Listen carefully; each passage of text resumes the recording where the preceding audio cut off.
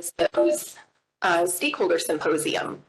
I'd like to thank the CAISO staff, and especially Holly Taylor and Sienna Levine for all of the support that you have provided to the RIF in coordinating and organizing this meeting.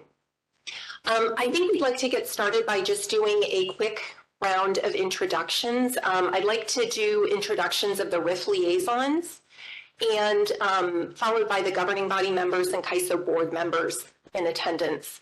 My name is Meg McNall. I am with the law firm of Thompson Coburn, and I represent the 6 cities. I'm currently serving as the chair of the RIF, and I'm a sector liaison for the ISO PTO sector. Good afternoon. I'm Allie Lewis, representing the Power Administration and represent the Power Marketing Administration sector. I'm currently the vice chair of the RIF.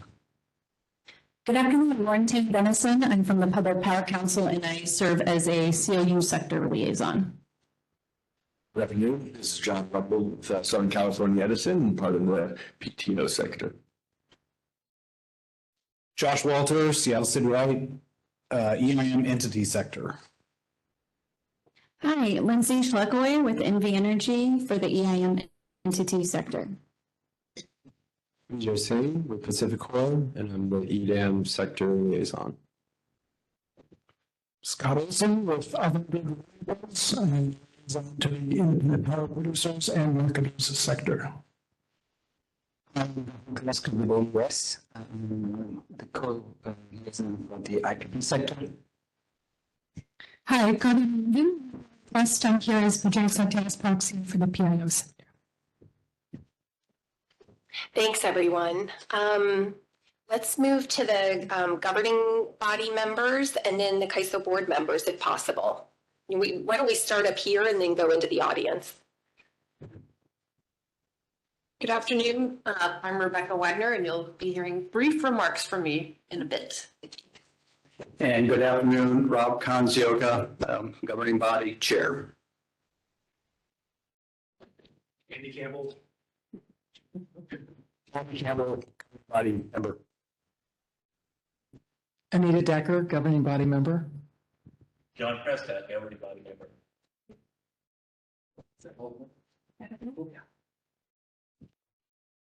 Jan Shori, can't pronounce my own name. Great start this afternoon. Jan Shori, I'm the chair of the ISO board. I'm Joe Adam. I'm also on the ISO board. All right. So we have a very full agenda today. We're going to start with some opening remarks from the governing body vice chair, Rebecca Wagner, who is currently serving as the governing body liaison to the RIF. We'll then hear from governing body chair, Rob Kanzioka, and CAISO board of governors chair, Jan Shori, who will also provide some opening remarks for today's meeting. Our first panel of the afternoon will be led by Lauren Dennison, who is with the Public Power Council and is a sector liaison for the consumer and utility sector. This panel will address topics related to the ISO's stakeholder processes. We then have a short presentation from Amelia Blanke, who is a principal economist and director of market strategy and governance with the CAISO. Amelia will cover information about the ISO's 2025 policy initiatives catalog and roadmap process. Finally, we'll take a short break and then pick back up with a continued discussion led by Scott Olson of Avangrid and Rahul Kalaskar of the ES, who are both sector liaisons for the IPP and marketing sector, on the topic of congestion revenue rates. I'd like to now turn the meeting over to Vice Chair Wagner. Thanks, Meg.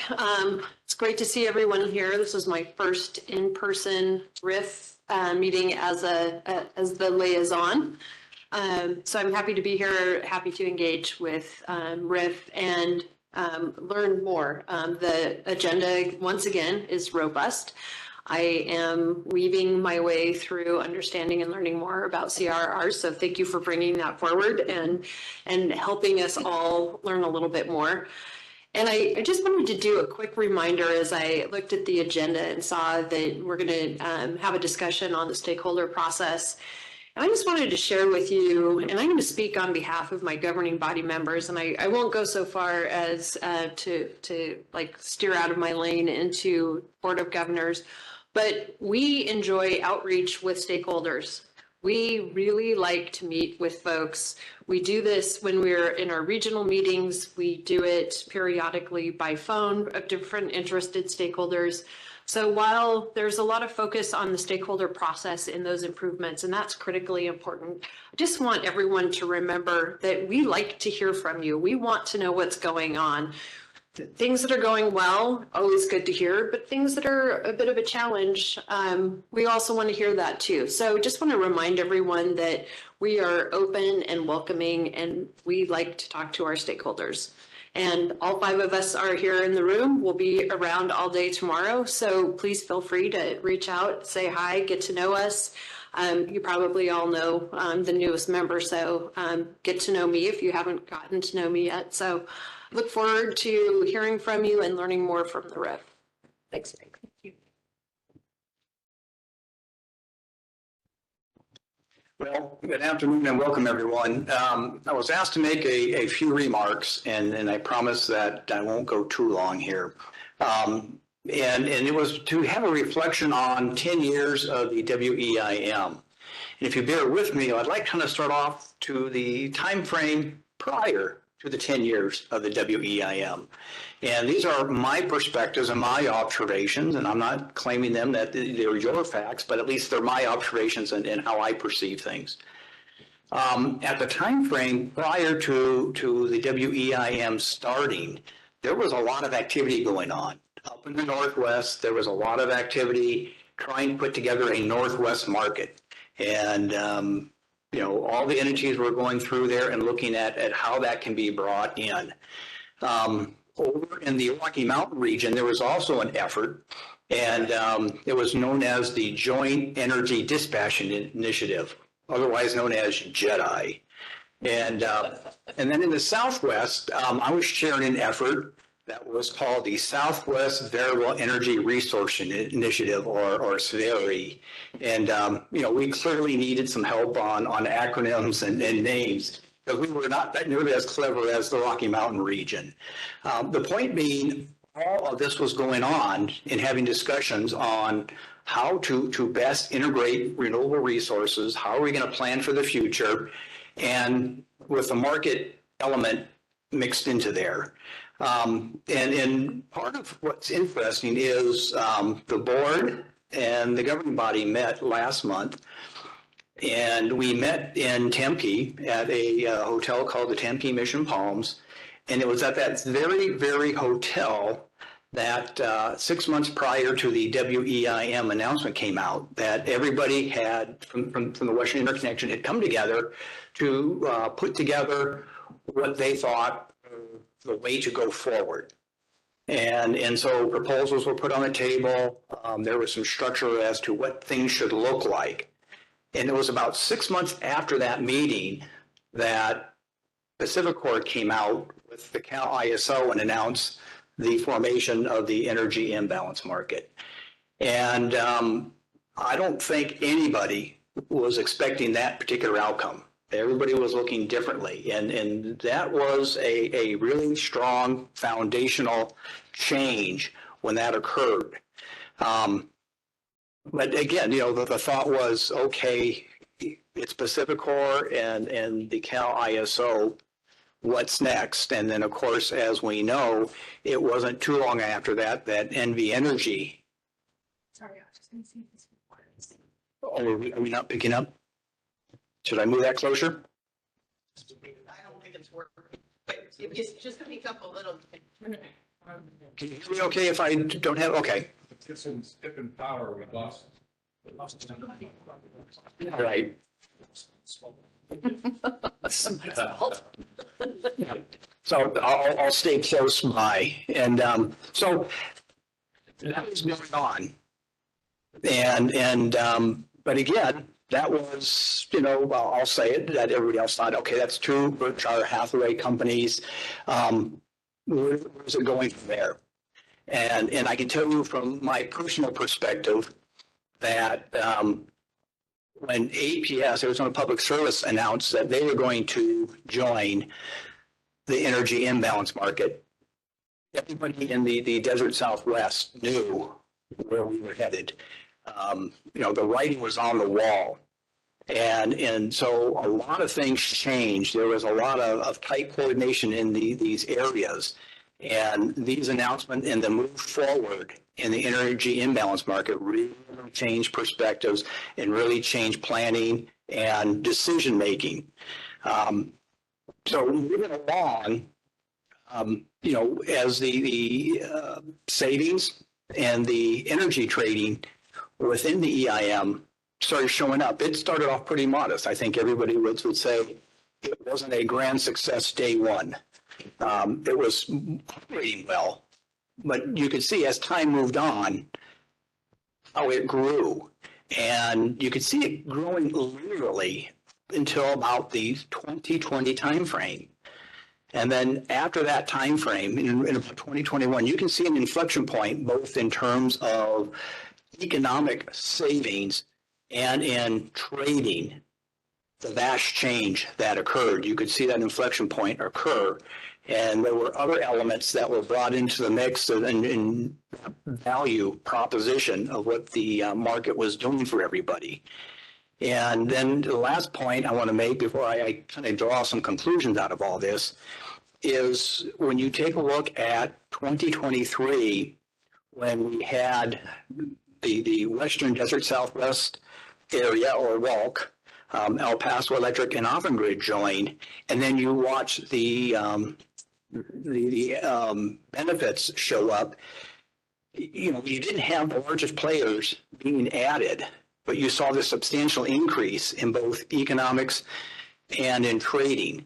And I think that, you could draw your own conclusions on some of this, but some of the ones I would like to draw on is prior to the EIM, we were looking at the regional approach to markets and regional approaches towards solutions.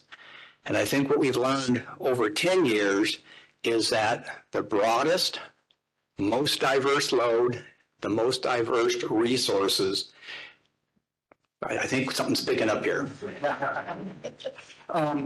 is what provides the best outcomes within the energy imbalance market.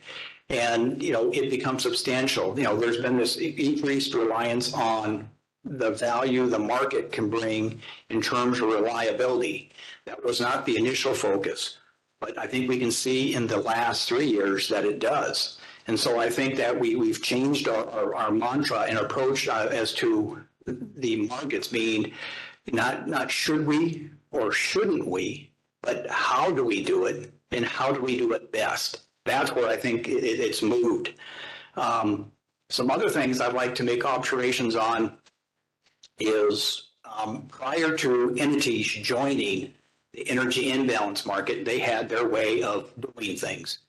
And what's happened is with this renewed emphasis on how you have to operate and how you have to work within a organized market, all the entities now have new tools. They have much better visibility across the wide area. They have more data. They have much better modeling, and they have much better analysis going on. So what I observed is as entities did their, I'll call it 2-year gear up towards joining the energy imbalance market, they moved. Do we lose the microphone again? Yeah. I'll just try and speak loud. Can everybody hear me in the back? Okay. That with that, they were being much more regimented in how they operated. So this is before they even became active within the energy imbalance market. All the things they had to do to prepare to participate in the market got them significant improvements in their operations in their organization. There was also improvements, and this really goes to vertically integrated utilities into their performance. It also had staff looking into details in what they do that they were never looking at before, all based upon They're watching the market. They're seeing what others are doing, looking at how they can improve how they operate. And that all then leads to culture changes in two areas that I've observed. One is in the control rooms. The control rooms were fairly regimented in how they operated, how their staff was trained, and how they were organized. The energy imbalance market has really transformed the control rooms and the operators and how they do their job. And it is a phenomenal flip in how they perceive things. And they do understand much better now the bigger picture. They understand more closely what their neighbors are doing and how they are looking at their dispatching. They look at even on their own resources very, very differently now. And then the last thing to conclude here is in power plants. And again, this kind of reflects on the vertically integrated companies somewhat. The power plants by most companies were sort of their own little island. They tended to operate to their own efficiency. And, you didn't enter their perimeter, their fence line without their permission, and that's what they controlled. Everything else was great, but this was their area of management. And they now see themselves as part of a bigger team along their other resources that the company may have and along with the control room within their BA, and they don't see themselves as a separate unit. And so I think that goes a long ways in saying beyond the obvious things that you can see that are put out every day, is that it's really been a transformative change over 10 years in getting to where we are today that's led to the success that we've had. So I'll just end with, Rebecca commented on the agenda. I too think that it's important that we address the hard things, and I really appreciate Riff taking on those challenges because those are the areas that we have to see the things out in the open, and we have to be able to talk about the most difficult issues, not always working on the easy ones. So with that, thank you, and I'm going to turn over to Chair Shorey.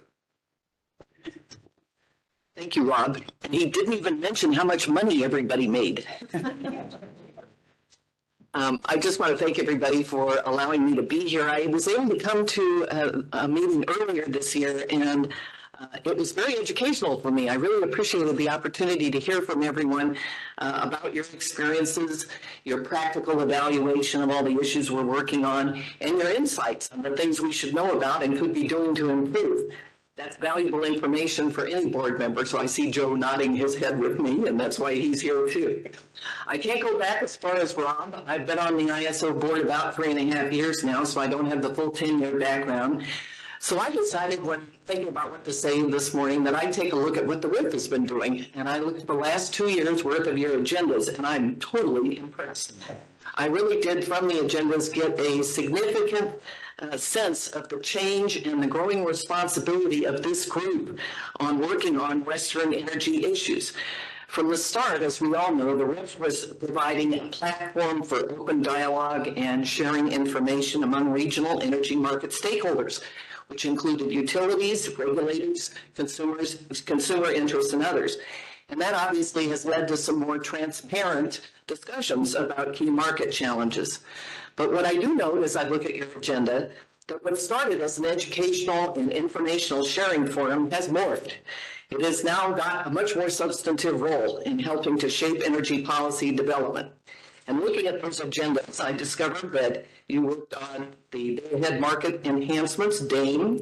We looked at EDAM and had presentations from the early adopters. This allowed for conversations and discussions peer-to-peer and some give and take, which I always think is very helpful when you're trying to make decisions. You've worked on energy storage issues. You talked about the failure consequences of not meeting the resource sufficiency evaluation test. And you even tackled pricing in all its naughty glory, scarcity, fast start, and mitigation. A big step this year has been the development of a roundtable process with your sector leads, all the folks here in front, in reviewing and offering input and recommendations to both of our boards on the policy initiatives catalog and the roadmap. which was very helpful to us this year and sincerely appreciated by all of the board members. I hope that you will continue doing that. I want to congratulate you on your success to date, and I want you to get ready. The Pathways draft proposal contemplates even more change and responsibility, and I think you're going to hear a little bit about that today. I did want to make a short comment in that I spent 12 years on the NERC board working with the Member Representatives Committee, or the MRC there, and to a lesser extent I also worked with the MAC at WEC.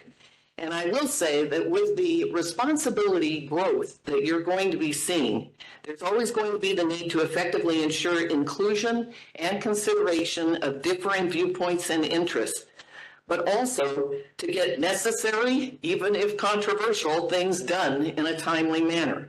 I know the launch committee is weighing the best approaches to stakeholder engagement, and I certainly will look forward to seeing their final recommendations in this area. So in closing, I'm local from Sacramento, so I have to throw out a little local tidbit at you. Tonight's reception is at the Kimpton Hotel, which was built by the owner of our NBA basketball team, the Sacramento Kings. It is where the visiting players do stay when they're in town. The team is out of town. They played locally last night, but they're out of town. They're in Utah tonight. But I did want you to know that when the Kings win, we light the beam. That's our favorite expression. It's at the Golden One Arena, so it's going to be just down the street from the hotel. So even though they're out of town, if the Kings win, you will see this purple laser beam shoots up into the sky, and they leave it lit for quite a while. It's visible for a long distance, so I hope that you will be able to see it and that the Kings have a good night, and I'm hoping that we are going to light the beam here at this forum. Thanks. Thank you all very much. This was great, and we really appreciate we really appreciate the support of the governing body and the CAISO board as we move forward with trying to evolve the RIF in a number of different ways. So with that, I will turn things over to Lauren Tenney-Dennison, and we're going to switch things around up here and get started on our stakeholder panel.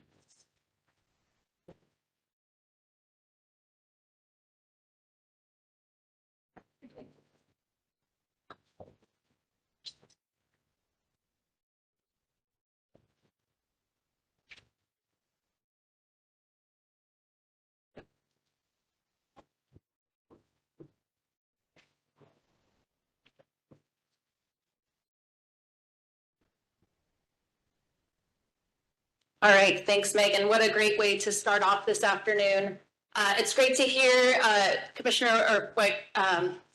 Governing Body Wagner's comments on loving the stakeholder process, because clearly everybody here is part of that process. That's why you're here, and we're going to have some more in-depth discussion about that today. As Meg said, I'm Lauren Tenney-Dennison. I'm one of the liaisons for the consumer-owned utility sector. And I'm thankful to our panel for joining us today to jump into this discussion on the stakeholder process. As the title suggests, we're going to talk a little bit today about where we've been, but mostly we'd like to focus and reflect on what we've learned based on where we've been and where we could go from here. There's been a lot of discussion about the stakeholder process, both based on work that CAISO staff is doing, some of the discussions that are going on in the Pathways initiative that was referenced earlier. And really, our engagement in the stakeholder process is how we learn about what's going on in the market, how we interact as stakeholders with both CAISO staff and one another. And it's also ultimately how we influence the policies that are adopted. So in both the policies that are adopted and the prioritization of those policies. So Amelia Blanky is up here with the panel as well. We'll hear from her after the panel discussion on some of the next steps with the prioritization process that the RIF has been developing a greater engagement in. But first, we're going to talk with the panel about the stakeholder process. And I would really encourage folks, as well as the panel discussion, we've left time for Q&A and audience discussion. So if you have perspectives and questions, please be thinking of those. But we're going to start with hearing from some of the stakeholders that have had a robust amount of experience in the process, both this process and other stakeholder processes, thinking about how we might learn from our experience, grow from our experience, and go from there. Our panel this afternoon of stakeholder perspectives includes Mary Winke, the Executive Director from the Public Generating Pool. She'll share some perspectives that PGP has gained from both their participation in the CAISO stakeholder process as well as the SPP Markets Plus process, and some thoughts on best practices learned from that experience. Kelsey Gomani from she's an advocate for sustainable FERC and the NRDC. She'll share some perspectives from the public interest organization perspective, some of the challenges and experiences that they've had from that lens, and some thoughts and best practices that they would share from that perspective.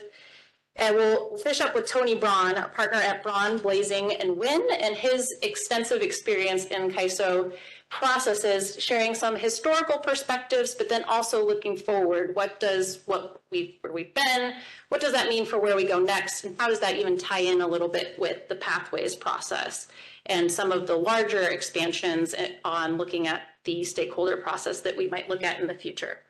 But first, we're going to hear from Anna McKenna, the Vice President of Market Design and Analysis from the CAISO, on some of the enhancements that are already in place and in motion, and some of what CAISO has heard from stakeholders as far as feedback and the RIF's role in providing some of that. So I'll hand it over to you, Anna. Thank you very much.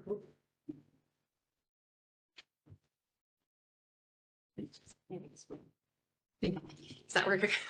Thank you, Lauren, and thank you, nice to see everyone. It's a real pleasure to be here today. It's been a while since I've attended a RIF meeting, but as noted earlier from other commenters, it's always very informative and engaging.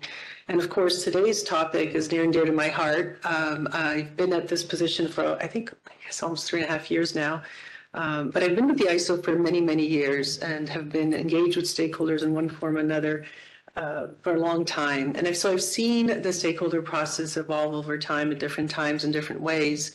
And in the past 3.5 years, we've taken a really close strategic approach to the stakeholder process, looking at the expansion of the footprint, the constitution of our participants, as well as the many stakeholders that are not necessarily market participants participating in our discussions on the market development. And we've thought very carefully about how do we change the way we do business at the ISO in a way that's meaningful and really starts integrating the voice of stakeholders, contributions, ideas, and you start to see the reflection of those ideas and contributions in the final proposals that make their way to the Board of Governors or the governing body and then ultimately to the Federal Energy Regulatory Commission. So that's been really a main focus, I would say, for us for the past 3.5 years or so. And I think we're starting to see some real fruitful elements coming out of that. And it's been really encouraging to have many of you participate more closely with us in the market design effort. So I wanted to start off my comments with thanking you all for that, because I think I don't get many opportunities to do so, and I just wanted to do that today. So we have been for a number, is there Advancing. Next slide. Okay, gotcha. So, sorry, I'm catching up to the technology.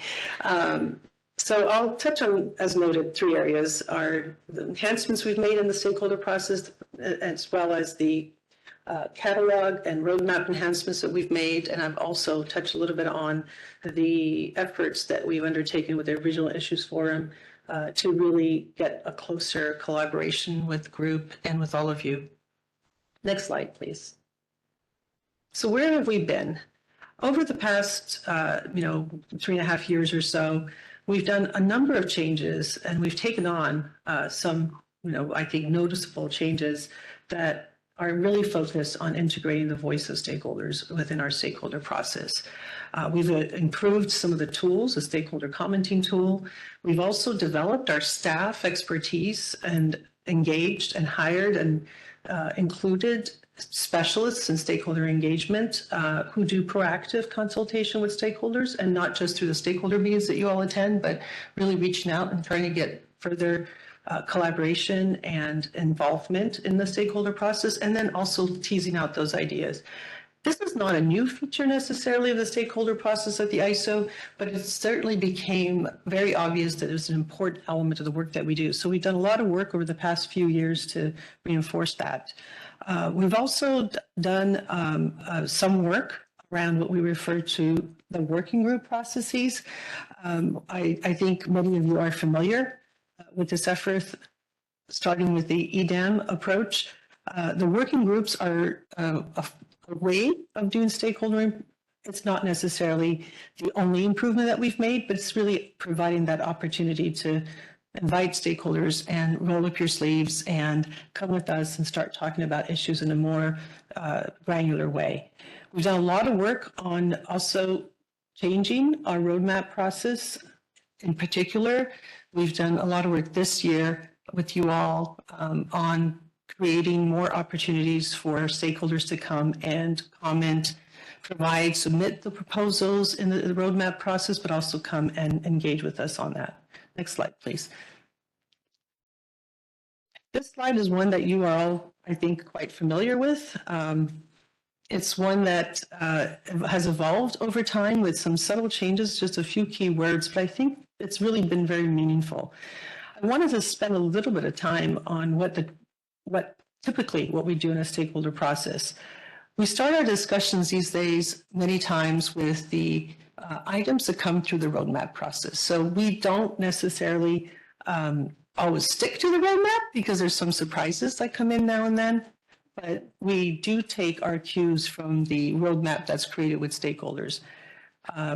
Sometimes we have new issues that pop in, and we will comment on that and note for stakeholders that we have to take on a new issue. But it is our guideline, if you wish, and what we use to create the schedules and the timeframes for what we're going to concentrate each year.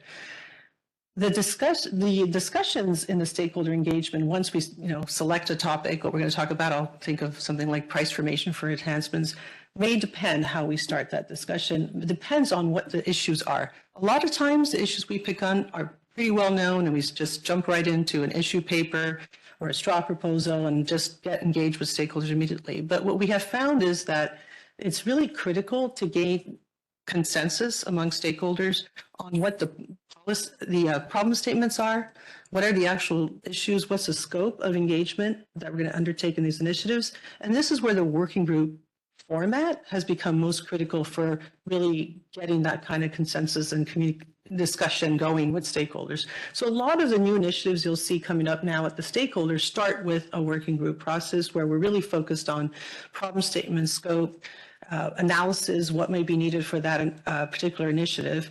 And then we move on to what we refer to as a discussion paper that takes the stakeholder process into the actual market design effort or policy design effort. That is what you'll see in most cases, starting off with a discussion paper, sometimes with an issue paper, and jumping right in then to a design phase.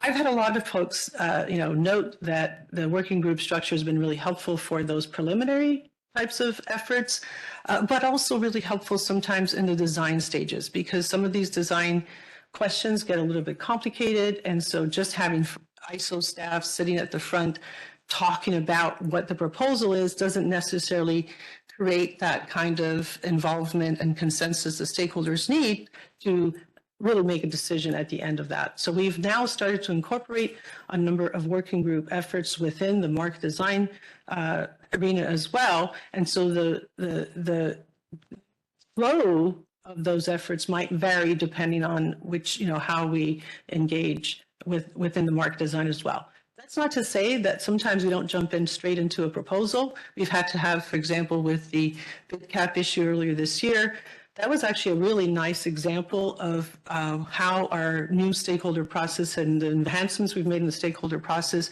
has really provided stakeholders an opportunity to jump right in and inform staff that there was a critical issue at play.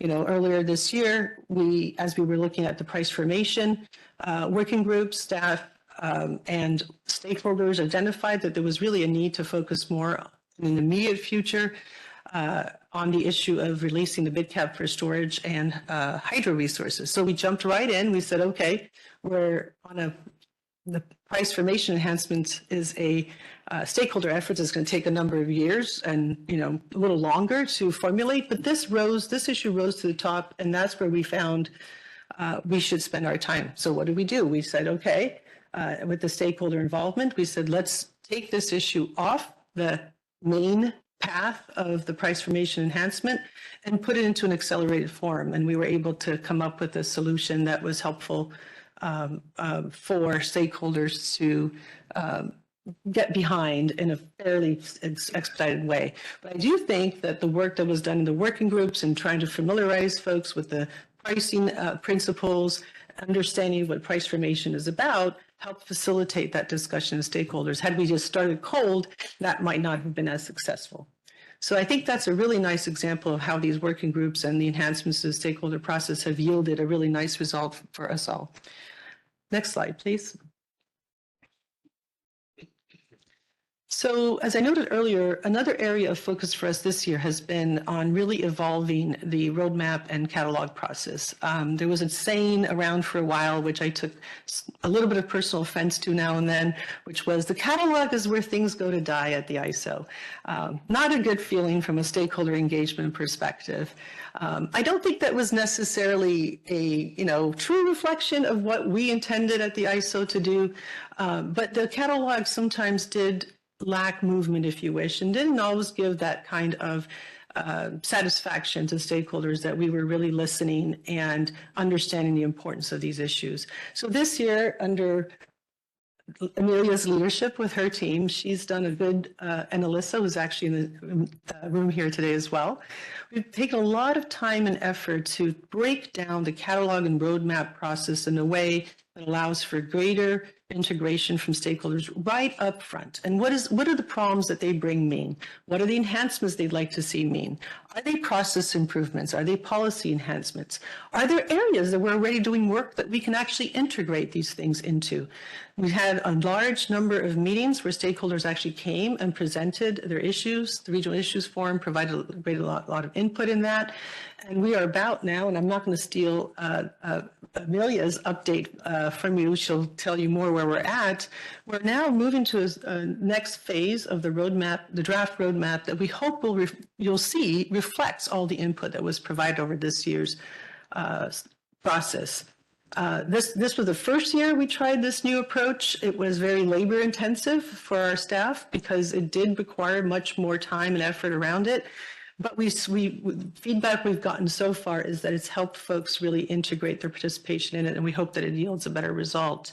Next year, we're going to be doing the roadmap process again.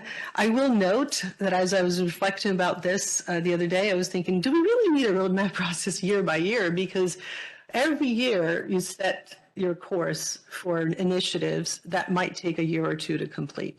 So the question is, how much can you reinvent that roadmap year by year? So I think as we evolve and we mature this process, we'll be asking your input as to what the cadence should be, what are the things that you do year by year. There might be some fine tuning, but I'm hopeful that as you all start really taking ownership of what that roadmap should look like, that you'll feel that what the right cadence is and how you want that to evolve over time.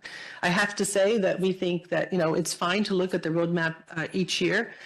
We used to also expose what would look like a 3-year roadmap, but a lot of times what happens is those 3-year roadmaps do need modification. So we're looking at this right now closely. What's the right cadence? What's the right look ahead period? And you'll be obviously working with us all on making sure we perfect this process for 2024. So far, what I've heard from you all has been good feedback, but I also think there might be some room for improvement, and I'm really looking forward to, doing so. In the roadmap process, I think you're all familiar with these terms because Amelia has come here and talked about this before, but we have taken an approach where we think of initiatives that falling into kind of the traditional categories of things that are the must-haves, non-discretion items. There are those things that are the nice-to-haves. They're discretional items. They might be discretional from a, not because they're not really a compliance issue, or it might be an enhancement that doesn't necessarily require, it doesn't necessarily address, say, a market issue or like a market design flaw. And so they may be discretionary in element. And then, of course, there are those things that fall into the compliance category. All of those three categories to us are meaningful. I say that because sometimes folks feel that if your item falls into a non-discretionary item, it means it's not meaningful. That's not quite the point of it, but prioritizing and making sure the sequencing of market design and policy enhancements happens in a rational and efficient way requires some time and effort. So there may be times where discretionary items get not prioritized as much as non-discretionary items. And that's because you, in addition to hearing what stakeholders want, us to focus on from a design perspective, we have to take it back and think about how we actually get this stuff done. So there's technology, there may be other priorities at play, there may be compliance requirements.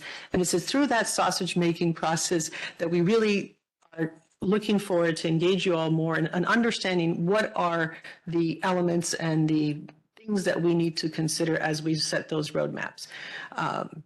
So next slide, please. I think I'm running out of time. So okay. The next area of focus I wanted to share a little bit on is the work we've done with the RIF, both in the catalog process, but also in getting some feedback as to how we're doing on the stakeholder process and the stakeholder engagement. I noted earlier, I'm not going to spend too much time, it's been noted already a few times, we really appreciated the RIF's collaboration and collection of all the issues from stakeholders through the sector liaisons on the various issues that were being considered in the catalog process. We've now taken that information and is part of our record for producing the roadmap, and that has been a very critical part. It was suggested as part of our governance changes, and I think it was about a year or so ago that we do that. I think that was a brilliant idea. I'm so glad we got that directive because it allowed us to really hone in from the staff perspective, and I think the RIF's perspective, a way of looking at the roadmap in a more meaningful way. And we will be continuing that, and as noted by Chair Shorey, get ready, there's going to be more work in that area. We also facilitated a focus group in collaboration with the RIF, sector liaisons. We conducted also a survey that was distributed to the RIF members and the liaison sectors. Sorry, the sector liaisons actually helped us with that survey. I will be sharing with you some of the feedback we got out of that process. And that is something that we felt was necessary to do as we look to, what is our next area of focus for enhancing the stakeholder process. Next slide, please. So what are some of the things we learned from the survey and the focus groups that we took about on how to enhance our stakeholder process? I would say that, there were some areas of focus that I think that really rose to the top. One of the things that we heard early on, not just in the survey, but also in our execution of the working groups, is that we sometimes spent, and there was concern that we were spending a little bit too much time in the problem statement, scoping, and, analysis part of the exercise, and that folks were eager sometimes to start getting into the market design process, actually coming up with the solutions and the policy efforts in those particular working groups. We took that in as, good feedback. We actually started to look at our own internal processes as well and thought there are definitely times, there was a few working groups where we feel we can start moving, we can start taking things and being a little bit proactive as staff to move that conversation forward. Because it could happen, working group, everybody has great ideas, but we did take the feedback very well, and we got that both from the survey and from the preliminary working groups that staff is pivotal in keeping those conversations going. So I think that's an important element. We also learned from the feedback that we have received that it's difficult sometimes for stakeholders to really engage in the conversation when there are topics that are really, complex and require some additional educational time to really understand what the issues are. And so it's balancing those two with, how much time do you spend in the preliminary working groups and the education part, et cetera, and when do you start kicking into the market design effort. You saw a bit of both coming from the survey results. We also heard that, there's times in our stakeholder process that solutions that are proposed by stakeholders are not heard equally. And I think that's, again, something that is very important feedback, because one of the things we want to do is make sure every stakeholder feels that they've had an opportunity to express their opinions and share their proposals and provide meaningful input to the process. And what we've noticed is that there are sometimes stronger voices in the room than there are in other, and we agree sometimes it's difficult to get everybody's voice heard in a particular effort. So we're looking at ways to do that and better manage that engagement. And that's where I think some of that feedback comes back to, ISO staff making sure that we provide that kind of general openness to our stakeholder process. We got good kudos on the working group approach. People do feel that it's successful and that we should leverage those also beyond just the preliminary stages. And so we're already working on doing that as well. And one of the things that I think was also helpful was recognizing the involvement of staff in the actual stakeholder and market design effort is a valued resource for stakeholders. There was recognition that you can't always there's a certain degree of knowledge that staff has, knowing what the technical requirements are, understanding what the competing priorities are in market design, and also what is sound market design. Not everybody's idea. I mean, sometimes everybody's idea is a great idea. Okay, I'm not going to say no, everybody's idea is not a good idea, but sometimes you really have to get to the core of what does it mean to have an LMP-based market? What are the principles? What are the potential fallbacks? And that's where I think staff can provide some assurances on the integrity of the market design. And we heard that that was much valued. So what are the opportunities for improvement? I touched on this a little bit. Really more education up front was a big ask that came back from the survey. And I do think as we move over the next few areas of stakeholder engagement, I can think of price formation enhancements, I can think of storage. We really are now getting into areas where there's complex issues at play and also potentially complex solutions where, I worry very much, for example, and I've asked staff to be very critical and careful about how we plan our schedules on these initiatives, because if we come up with a proposal, say we go 6 months silent on you all, we come out with a proposal 6 months after, and you haven't seen what we've been doing at any point of the way, I'm sure that's not going to be as well received than if we're actually working with you, on a regular cadence, sharing with you what we're learning in our design efforts and making sure you're engaged to that process. So I think that educational piece, integration of staff knowledge is really one of the most crucial elements we got out of the feedback. We also, got a lot of concerns and opportunities for better management of where the technical or technology limitations might lie in our efforts. And I think, again, that's been a bit of a challenge sometimes in the working groups, because we want to continue the cadence in our discussions with you all. But at the same time, our technology staff can't be sitting in the room all the time listening to, and working with you on all these issues. So one of the things with this feedback we've taken back is how do we better sequence the engagement of our technology staff and our experts who are, the folks who program into the, software requirements. How do we get their engagement in a meaningful way without stopping them from doing what they're supposed to be doing, need to be doing to keep the machinery going? So there's some work we're doing internally right now around that. And making sure that we get the meaningful input in a meaningful way without exacerbating the resources that we have. Because you can imagine there's not an infinite number of people who do this kind of work. So we need to do a little bit of homework there, and I thought that was very helpful feedback from the survey. And of course, increased RIF engagement throughout the working group and policy initiatives. I think everybody recognizes the importance of this group's work in that area and their enforcement of expertise and techniques in doing so. And that's one of the areas we're going to be looking at. And indicative voting was another thing that came up that is really a way of ascertaining where people are at. And I think that's going to be that's something we're looking into.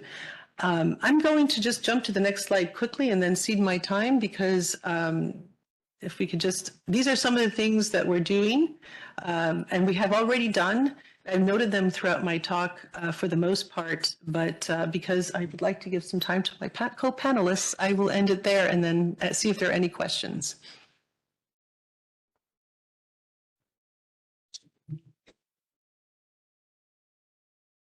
All right, thanks, Anna. And we might have some more discussion questions. I'm assuming we'll loop back around after the other panelists present, but thank you. That was super helpful context going over what you've heard, how CAISO is already making some changes. I know from the RIF's perspective, we've really appreciated the partnership to look for ways that we might be able to help support some of these changes and evolutions in the stakeholder process as well. So next, let's go to Mary Winke, who's going to kick off our stakeholder perspective portion of the panel. Thanks, Lauren. And I'm Mary Winke from the Public Generating Pool, which is a trade association in the Pacific Northwest representing consumer-owned utilities. And we can just go to the next slide to get started. So the reason that I'm here today talking a little bit about stakeholder process perspectives is really to kind of share our experience with recent participation in both the Markets Plus and CAISO stakeholder processes. And really what we're doing is trying to share that experience and articulate observations and really what our observations are as PGP. I think one of the things we learned is that people's engagement with the stakeholder process isn't sort of singular or objective. People engage in different ways. There's different ways that people interact and learn through processes. So sometimes one particular structural element will work for someone and not for someone else. Even in PGP, we have a very small staff, but myself and my one staff person had a very different experience, both in CAISO and in Markets Plus. So part of what we observe is that people can have different experiences in the same process with different topics, et cetera. So what we're really doing today or here today is really to share what our observations are and not so much, little mood lighting. I'll take that as a good sign. To really try to just share our own experiences and really trying to work to define a value proposition associated with more participatory stakeholder processes.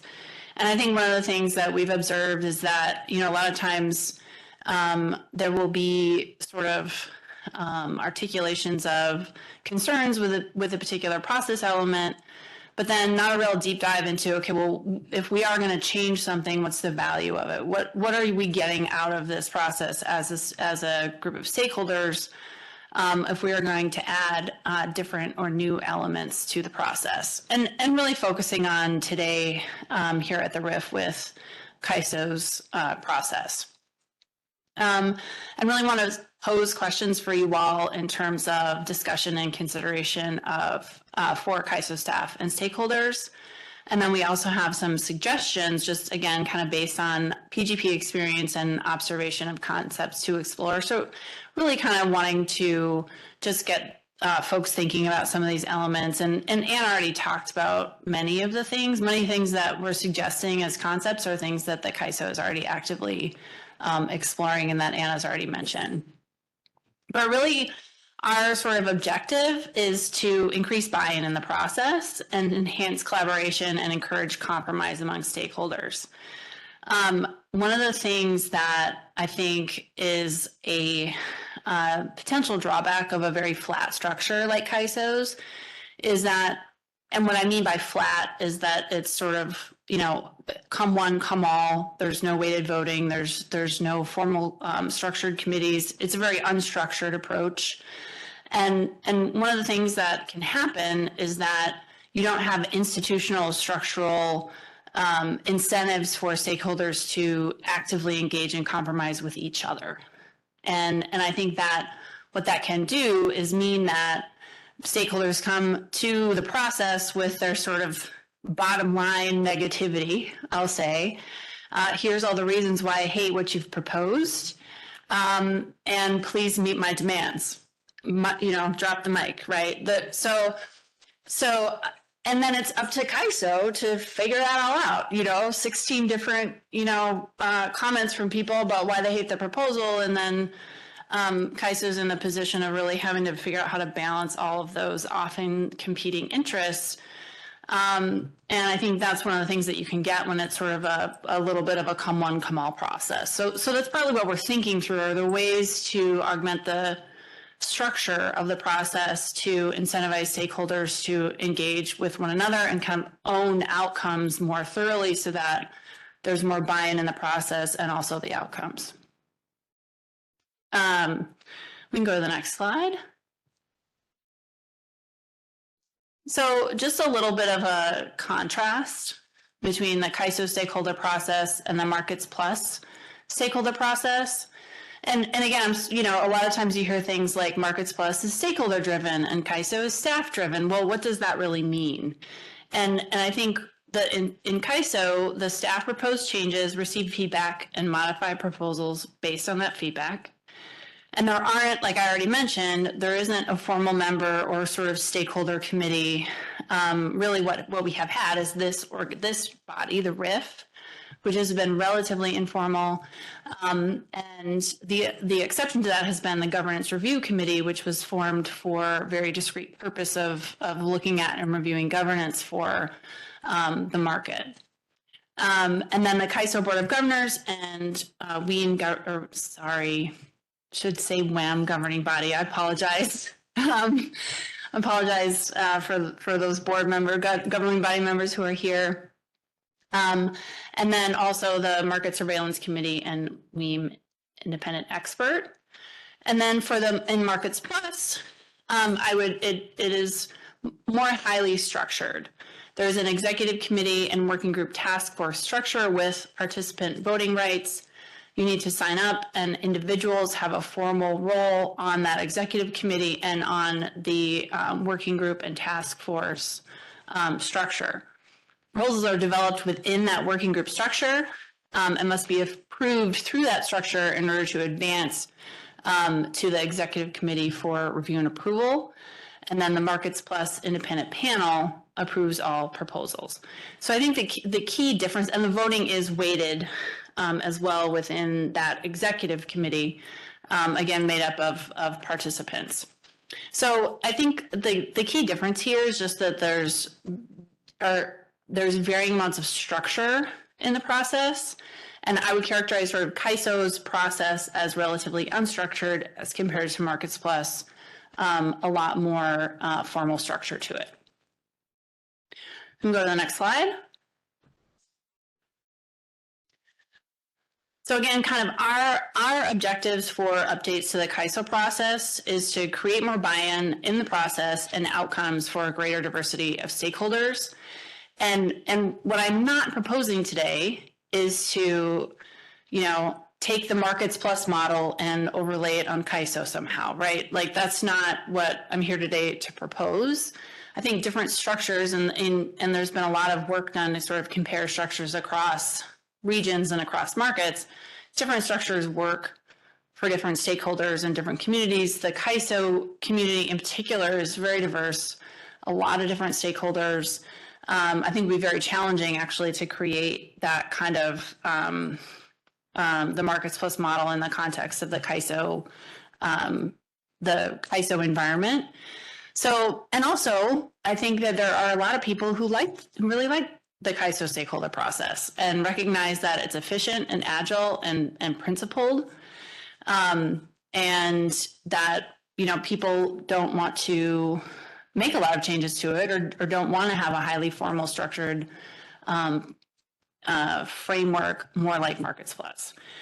But also some people argue or believe that current approach is not representative and or sort of encourages behind the scenes discussions and issue development because it is so sort of come one, come all. It potentially kind of drives conversations behind the scenes where those diverse interests are actively being balanced. It can be seen as more behind the scenes than kind of upfront. And one of my experiences in Markets Plus was that there was a lot of sort of sausage making in public meetings. And I think you do see that less. And again, this is shifting a little bit. Some of the working group activity has been messier, which is probably some of the pros and cons that people are also raising about it. But I think you do see some sort of interest balancing, if you will, more in that kind of Markets Plus process. At least, again, that was my experience. So the question is sort of, can we enhance formal representation and some of that participatory decision-making processes without losing the efficiency and consideration of principles and best practices that I think is important for a lot of stakeholders in the KYSA process.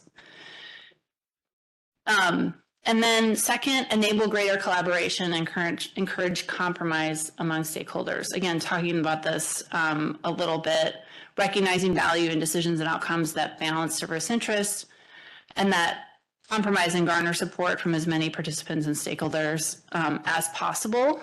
It's good for the market, it's good for stakeholders if there can be proposals that are adopted that a lot of people support. I think the flip side of that is also recognizing that sometimes there are minority views that are really important to recognize and reflect. And at times, minority views should be considered and adopted on principle, even if they are unpopular. And so you're really trying to kind of balance those things of you want to get as many people behind a proposal as possible, but also recognize that at times there may be minority views that are also really critical to consider. And creating there's a challenge, right, in creating a structure that is participatory or more participatory, but then that avoids the sort of block voting or majority rules kind of outcomes, and really kind of can be able to balance things based on principle as well. So the question really asking ourselves of experiencing both KYSA and Markets Plus processes are there ways we can create more formal avenues for stakeholders to engage directly with each other and for minority views to be more clearly identified and addressed. So just kind of naming some of this stuff up front and enabling stakeholders to engage and frankly argue with one another versus KYSO staff kind of always being the arbiter of balancing those interests. I'm going to the next slide. Okay, so wow, this slide is a little, sorry, so it's a little small. I won't read all of these things. So the first process concepts to consider to put out there, building on the success of the Governance Review Committee working group type model. So I actually participated in the Governance Review Committee not as PGP, but prior to my role in PGP, I worked at Pacific Corp for many years and participated in the Governance Review Committee when it was first formed. I can't remember, it was right away, was it? Okay, when it was first formed. And I think to me, it was a process that worked really well because it was it was 10 different people, all of whom came from different sectors, but they all, had to come together and be in a room and agree on what they were going to propose. And that was hard because there were definitely divergence of views on what the approach should be. But I think in talking through the issues together was really a valuable way to kind of come at an approach to governance that we hoped could work for the majority of the stakeholders. So there can be really a lot of value in the sort of small group work. And I think that kind of considering the same thing in the Markets Plus context, sometimes if there's a really sticky issue, say even have a subgroup within a working group of, hey, this group of people is assigned to this task to work through some sticky issues and come up with a proposal. That has something that I think can have a lot of value in terms of creating a proposal that is supported by a broader swath of stakeholders. Recognizing that there comes with that some transparency questions, and also if people feel like they are not represented or not included on that working group, how to kind of manage through those things. So I think, to me, the Governance Review Committee was actually a pretty good example of that, where from my perspective, there was a great deal of confidence in the work product that the Governance Review Committee produced. And even though, not every single entity, not every stakeholder had a seat in that committee. And then incorporating voting to determine individual stakeholder positions. And again, I'm really talking about, in this context, indicative voting. And Anna already mentioned this, and something that I think that CAISO is already instituting to a degree. And it's really more to understand and increase transparency. Oh, geez. My time is up, I guess. I'm almost done. I'm going to give Tony some time. To really have a better understanding of where people are, and by sector, and it allows you to kind of have a transparent understanding of like who is in the minority, who is in the majority. The other thing that I will say, and again, we're not recommending anything, we're not recommended weighted voting in this context. And I will say, going into the Markets Plus process, I was very skeptical about voting, because in SPP, there's a lot of voting, right? There's voting all the time. And I kind of felt like, why are we why do we have to vote on everything? This is sort of silly to a degree. Like, we don't vote, we just get in a room and work it out. But what I really found was two things that the voting can do. Number one, if you know that you have to vote, you have to do your homework. You have to figure out what the proposal is. You have to understand what your company's position is or your organization's position is, and you have to engage. And I think that's the pro and the con here, right? Because it can be more resource intensive if you have to produce a very highly informed vote. But I do think the requirement to vote does drive engagement. And then the second piece is that, to the extent there is a minority view that is disproportionately loud, that keeps getting raised over and over again because it maybe hasn't been adopted, voting can provide a really good way of saying, of giving somebody the opportunity to say, I want this thing to be proposed and on the table. And if it gets voted down under the weighted voting structure, then it doesn't get raised again. And I think that is, again, sort of this balance between wanting to respect and honor minority views, but also not really wanting to let a minority view take all the airspace in the room for hours and hours when it truly is a minority view or a unique perspective that not everybody will support. So just something, again, we're not recommending a weighted voting structure in the CAISO context, but just some of the things that we learned in the context of Markets Plus about what voting can kind of drive in terms of stakeholder behavior. For purposes of CAISO, we're just thinking about sort of less formal and informational voting to really, and then over time, there may be opportunities to evaluate more formality if needed, or if that's where the process goes. Okay, and I think I have one more slide. Sorry, Tony, just I'll try to be quick. These are those are the two big ones, but then also the other thing that was really helpful in the context of the Markets Plus process was development of a parking lot and action item process to document issues.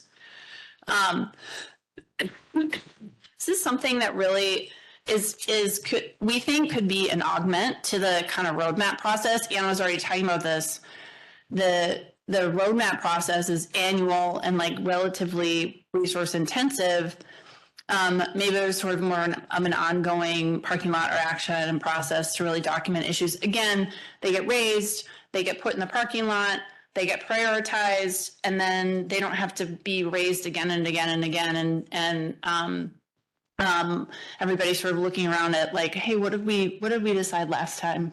And then additional explanations and clarity regarding guiding principles and objectives that are guiding decision making. And I think this is really just enabling stakeholders to really understand how the sort of balance of interest, how the balance of interest was made in a particular market design decision. I think sometimes there's a desire to really want to articulate a proposal that is just supported by everyone. But in reality, there are a lot of decisions that really balance interests. And there may be a path forward that not everybody is going to be happy with, or maybe not everybody is going to benefit from. And I think really articulating the principles and objectives and what those competing interests are in language that is easy to understand, I think could also be helpful going forward. And again, this is not meant as sort of a criticism of CAISO. I think the decisions that they make are very well articulated and written, but sometimes it's hard to understand exactly where those interests were balanced or where trade-offs were made. So I will stop there. Do I ask for questions now, Lauren? Or let's hold and we'll have questions and discussion after all the panelists. And actually, before we get to Tony, we're going to go to Kelsey, who's joining us remotely.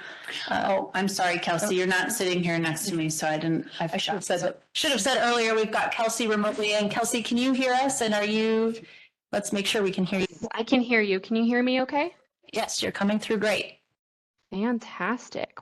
Well, hi everyone. I first just want to start by saying thank you so much for the invitation to be on this panel today, to have the opportunity to share some of the public interest perspective, although it is regrettable that I couldn't be there to join you in person.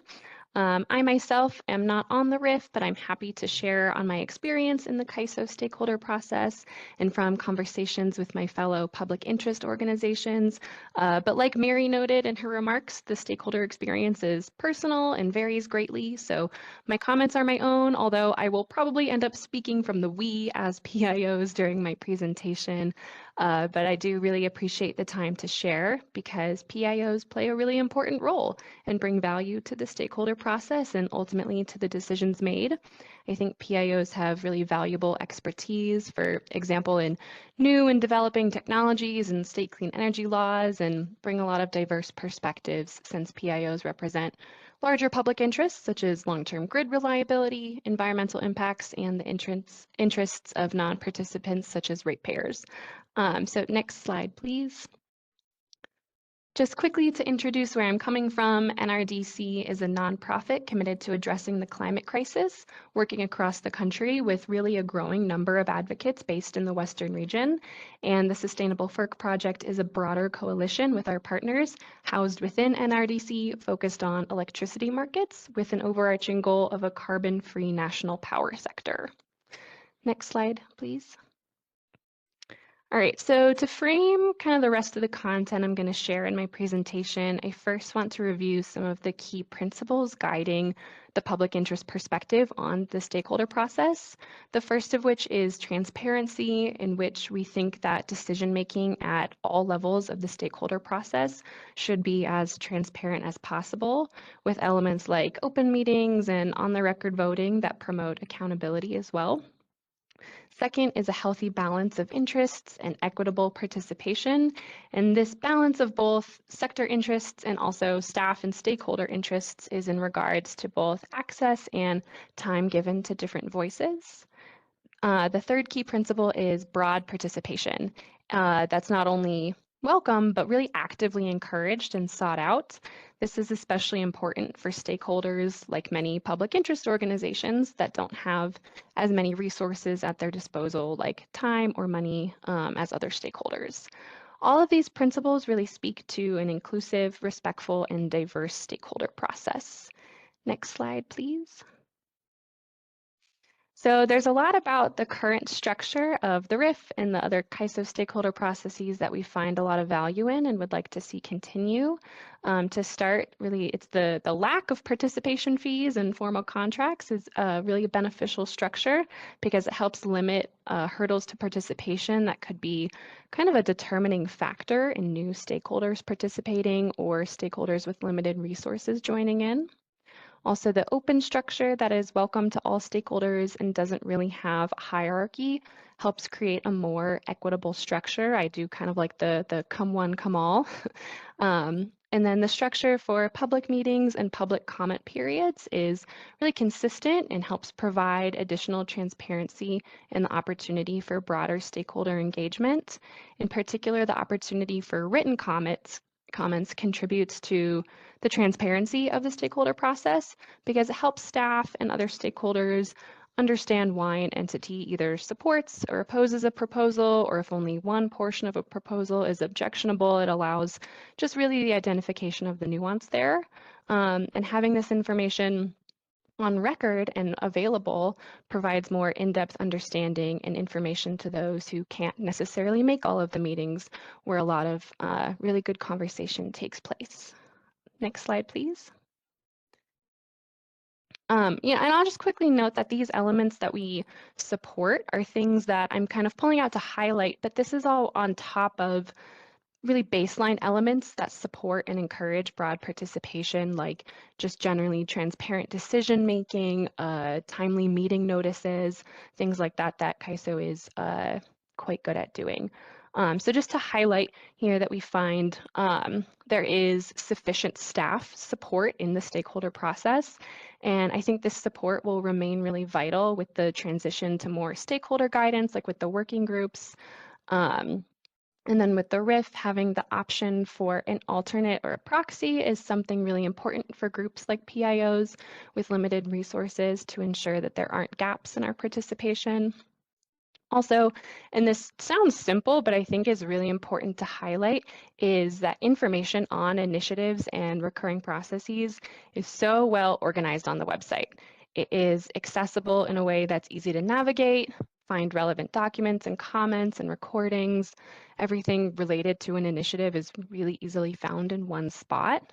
I think this is a really key component to being hurdle-free, like I said, for new stakeholders, because really nothing is going to turn away a newcomer more than not being able to find the information you need on a web page. So 5 stars for the initiative pages. Next slide. Thank you. So as working groups progress and as we anticipate kind of moving towards the future with pathways that I know Tony is going to talk on next, which I've also been very involved with, we would support additional opportunities for stakeholders to guide initiative development.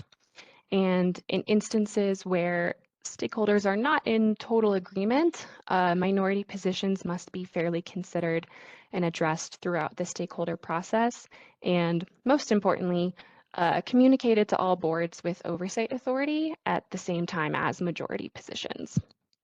We also think the evolution to working groups for complex and critical issues has been a step in the right direction towards stakeholders guiding initiative development and stakeholders really having the opportunity to develop like the problem statement and define the range of the problem is a really positive development that we would like to see continue.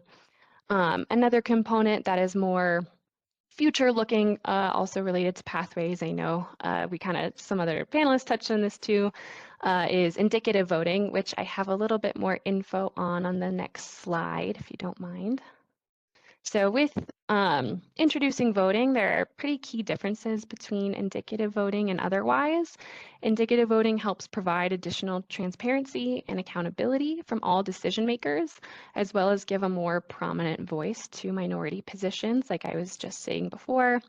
Whereas weighted voting comes with kind of the potential for unintended consequences and impacts that prevent the advancement of market rule proposals that could enhance market efficiency and benefit consumers. Weighted voting also adds an additional level of complexity to the governance design that I think is unnecessary. But really, voting must be consistently evaluated to reflect changes in market participants and other stakeholders. Otherwise, the tendency is to preserve the status quo at the expense of reforms that may be beneficial to ratepayers. And I think my next slide is just a thank you and my email in case anybody wants to talk more after this. So thank you very much for your time. All right, thanks, Kelsey. And now we'll go to Tony Braun. And Tony, I was kind of reflecting as we were going through this conversation that I think if there was a stakeholder process bingo, you might be doing very well between the RIF and the GRC. And I think, were you on the transitional committee? And I think I could keep going with the list, but your extensive experience with the CAISO stakeholder process, we'll look forward to hearing your reflections. So thanks.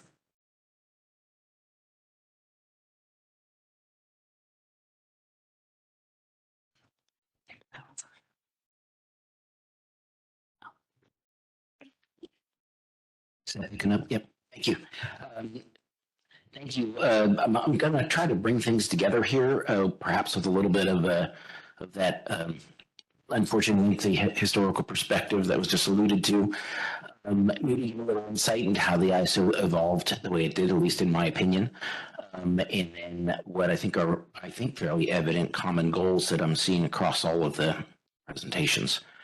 I'm not on the launch committee, so I don't want anything to be confused. I hate providing these caveats, but here, given that the proposal's in its pendency, it seemed appropriate.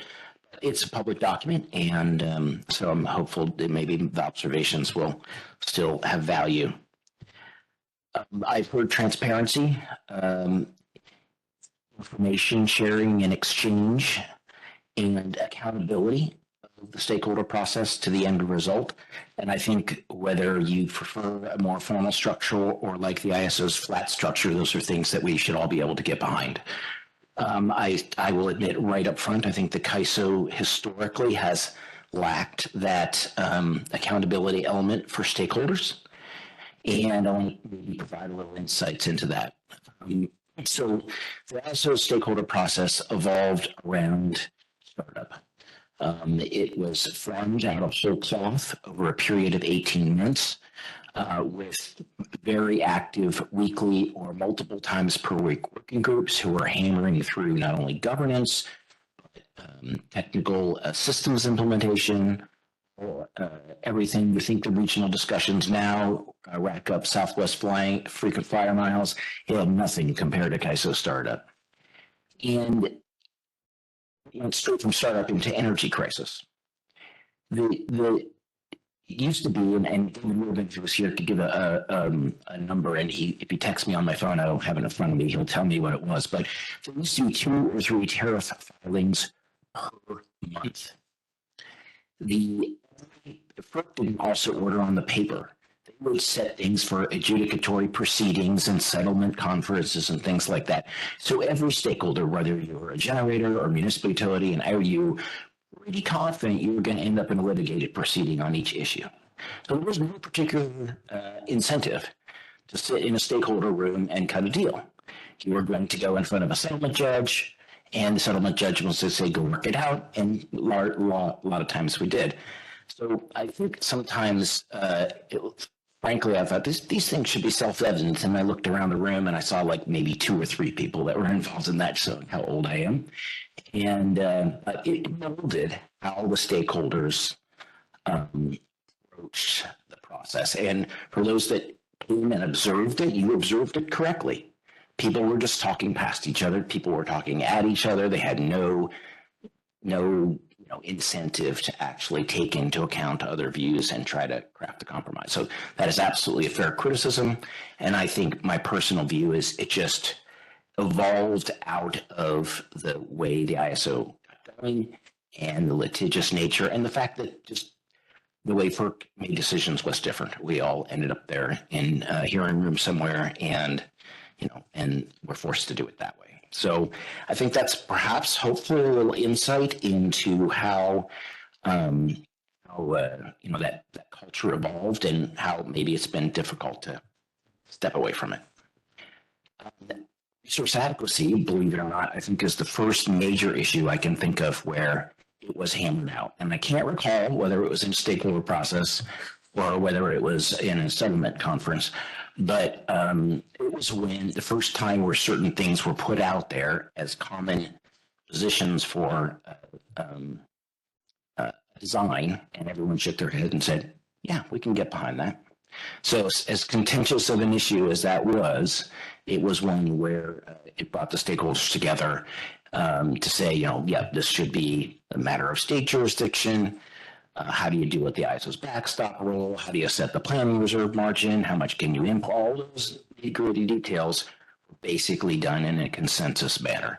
That was the first time I think we crossed a little bit past the issues and moved to something where, it looked like we could actually, and I'll tell you, it was an accident. People threw us out in a room. I can remember where the room was, and everyone looked at each other and said, I think we have a deal here. And so, it happens, and I think right now it happens way more often than it used to. So when I think about taking some of these transparency, accountability principles and applying them to what is the art of the possible here, I think about, what are some must-haves. First of all, the process needs to be public. I don't think market design elements can probably stomach a lot of executive committee type discussions. There's too much at stake, the commercial nature of it, the deliberations of the stakeholders, I think, need to be either exclusively or almost exclusively in a public setting. That's not to say that there won't be side conversations. There are in everywhere.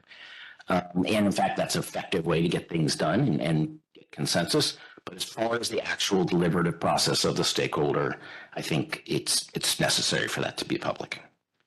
It has to respect minority positions, and this is particularly, I think, of interest given the work that's been done with public power entities in the CAISO. I can check off really important issues. We were essentially vertically integrated utilities in a sea of divestiture, and we wanted to maintain that model. And there were a hell of a lot of really technical and important issues, whether it was how we got paid for our transmission, how we got allocated resource adequacy, how all the existing contracts, which is obviously still an issue in the market design, get honored. I doubt we would have done very well in a voting structure in those scenarios. So it's really important that the minority interests get accommodated in the market design process. I think that's an element that we've got to have. Accountability. This group, when it was first envisioned, was dubbed their Regional Advisory Committee in an early draft of the Transitional Committee work products. And it moved to the RIF, and it went from a voting structure to the structure that we have now. And for a lot of the same dynamics, people were concerned about too much central concentration in a select small group of people. It's a lot of the same dynamics that we're wrestling with now. I was fully behind setting up a voting structure, but I think the way that things have evolved, I think the reference to indicative voting seems to be a sweet spot right now for evolving the CAISO process. Because I think some of the things that Mary mentioned, we have hundreds of load serving entities in the CAISO balancing authority area. We obviously have divestiture of resources. There's just a tremendous diversity of business model, of activity, and it would just be very difficult, I think, to try generate a small group that could speak for all those things. So how does that translate to Pathways? I think Pathways is on like I said, this is my personal view. Pathways is on a good trajectory when it comes to these specific issues that we're talking about here. It's proposing a sector committee. It's going to have extraordinarily broad representation, at least as evidenced by the revised sector composition. It's going to be a fairly large committee. It is expected to have indicative voting. I think a fair question will be, will that structure live up to ensuring accountability? I think that's a question for the structure, but that's also a question for the stakeholders, right? The stakeholders can make this accountable. There is assurance of direct communication between the committee and individual market participants and the boards. I'm thinking the boards are going to pick up what is being put down, right? If the sectors say, hey, we've got a problem with this, they're not going to just roll over that. These are savvy and smart people.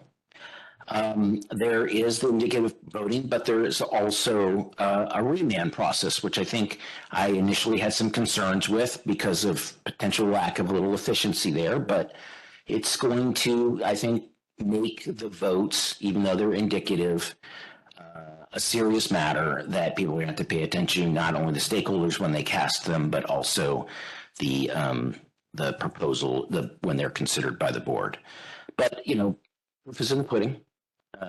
We won't know until it's put to the test, but I think the structural elements are there to make that, a vehicle that will further some of the goals that we're talking about here. Some things that I liked that I heard this afternoon, the use of subgroups on technical issues. The GRC, I think, did that to great effect. I believe the launch committee has done that to great effect. Certainly, if you're getting into multi-stage generator modeling, I don't want to be public power representative on that subgroup. Pick the right people. Hopefully we can target the right, the subgroup can target on those really specific issues. Parking lot concept, Anna, I think there's no reason you guys couldn't do that right now. I think there's some things that were thrown out here that might be tweaks that can be made even to the existing process, let alone what might be done for Pathways. And that's particularly important because let's not lose sight of the fact that Pathways Step 2 with the regional organization is not going to happen tomorrow. So we want to make as many improvements as we can in the process that are identified. So I'm bullish that we have a decent amount of commonality of goals, transparency, accountability, and openness. And also that some of the ideas that are being put out there for Pathways, the indicative voting, the stakeholder committee, and some of the other procedural protections in there will make some meaningful reforms and improvements to the ISO stakeholder process, continue the forward trajectory we've been on for quite some time, actually. And I don't think anyone, that's where I'm going to get out on a limb, and even at the launch committee will object if the ISO went and adopted some of those ideas ahead of any RO formation effort. So hopefully that was helpful, and happy to answer any questions. All right, great, thanks. And before we open it up for questions, we're just gonna, Anna, do you have any responses based on some of what Tony said, pointing to Pathways, or some of the other thoughts that we've heard today before we go to open discussion with the audience? Yeah, I guess not so much with Pathways specifically, but I do think that today's discussion and discussions we've been having over the past few months indicate the need to continue the evolution of the stakeholder process. And I heard some good points here today with regards to mechanisms for reaching consensus and getting stakeholders, putting stakeholders on task a little bit to get the, agreement, making some compromises. We hear that a lot. The ISO has to try to make those compromises for you. What are the ways in which through the existing processes we can, provide more of that? I do take Tony's list very carefully. I wrote it down. I'll do everything he says. I always do, right, Tony? Yeah. But I do think his point on lack of stakeholder accountability in our stakeholder process is something that is, I don't view that as a negative thing, but it's been part of the need for us to be much more open and having that kind of everybody's opinion counts given how we originated. Said the business at hand going forward is very complex, and I think putting some of these mechanisms in will be helpful. Can't say we're going to do all these things, but I think some of these things we've talked about today will be very helpful. On the point of indicative voting, I do think it's very helpful to have an indication from stakeholders, and I agree with you that it puts you on task if you have to put something on paper as to which side of the ledger you fall. That can be very scary. So, do your homework, as Mary said. But I also think that too much voting, and what does indicative voting mean? Like it can actually be paralyzing, I think, in the process. And so what we're looking at is what is the right way of soliciting those pivotal times, that information we need to keep the stuff moving forward. So we are looking at indicative voting. My last slide notes that as part of integrating in our existing stakeholder process without getting to too many changes from a committee perspective. I also wanted to note that subgroups to me are really critical when it comes to technical and hard issues. One of the things we've had a hard time doing, we're getting a little bit better at this as a community, I think, is getting stakeholders who are really committed to those groups and actually, have the expertise and also have the time and bandwidth to really put effort in that. And getting that, a little bit of more structure around that might help, where you give people a title. You are responsible for X, Y, Z. And I think Mary touched on this a little bit in her comments as well, which helps us bring a little bit more consensus. I know the RIF is working on evolving the sector liaisons positions over the years. I think that's going to be, it has already, they have already evolved. I think the task that you guys took on with the roadmap process this year was a lot. And I think that gave a lot of expertise as well as getting that kind of consensus around the stakeholders. What it really takes to get one voice in a sector, I think was very meaningfully felt by you all this year. So that's where we're trying to see where we can get that kind of, those kind of changes put in. The parking lot concept was one that it's funny, I think I've heard it before, but I might have only understood it best perhaps today. I think it's important to get that feedback as to what the things that are most meaningful for stakeholders are. And I think it's also important for us to that prioritization in a way that is meaningful for you all as well. But when we put things in a parking lot, it doesn't mean that we're never going to do it. It just means that it may not rise to the level of priority that you want to have that be at. Not we, not the ISO, but us as a community. Where does that fall in the prioritization? We were looking at that as well. I saw Alyssa in the room nodding her head multiple times today with regards to potential enhancements to our roadmap process, and I think that's going to be very helpful. So thanks for the, dialogue. Hey, Lauren, one thing I wanted to just add as clarification. When I think about stakeholder accountability, it's largely on the stakeholders, right? It's not on CAISO. And it's Change. Finally, summed up. So, I think it was a natural evolution of the way things evolved, but at the end of the day, we're responsible for our own behavior. So I add one thing to that. I'm sorry. No, I do think I agree with Tony, but I also think that it is really helpful if maybe there's even like a code of conduct or to the extent someone is going to be on a subgroup or play a leading role on a group that they know what their assignment is and they know what they're committing to.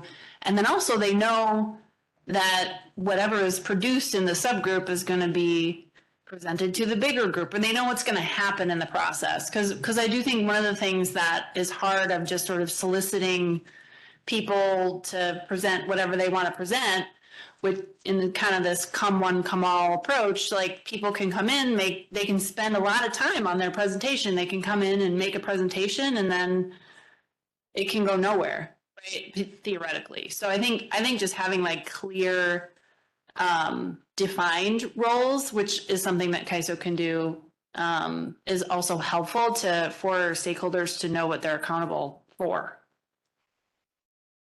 A lot of good discussion. I think one of the other things I heard you say earlier, Mary, is not just showing up. Your responsibility is not to just show up, but to have work towards a solution. You can attend every meeting and bring up the same problem every time, but if you're not actively working towards solutions, then that engagement's not really moving the conversation forward.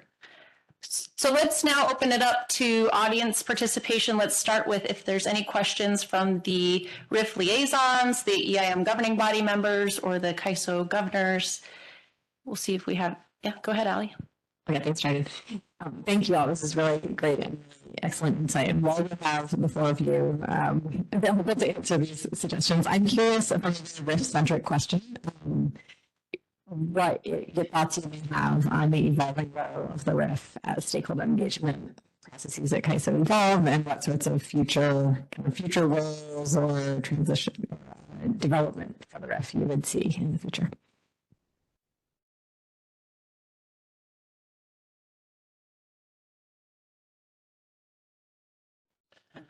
I'll go first. With changes, obviously, I see the RIF evolving into the stakeholder committee at the RO, because certainly we don't need more than one stakeholder group. And, obviously, we'll have to see how things evolve. It won't be identical, but I would hope that the RIF would, be, that it would be the kernel that would migrate into the new stakeholder committee. And maybe, Tony, a bit of a follow-up on that. I think we've had some discussions at the RIF of where do we go between this point, what we are today, and the future point of, the SRC or something that might come out of the pathways proposal. Are there incremental steps that we should be exploring? Is it a, sit tight and wait for this larger change? And that's something that we haven't fully discussed, but I think that we're starting to grapple with a little bit. I'm making stuff up right on the fly here. I don't believe you have a lot of restrictions on how you do your business. There was a set of operating guidelines at one point in time in the RIF, but as far as whether you produce reports or whether you actually adopt some sort of indicative voting, I don't think there's any restrictions on you doing that, and I would think that that would be a natural evolution that would set you up well for whatever comes down the pike with the RO.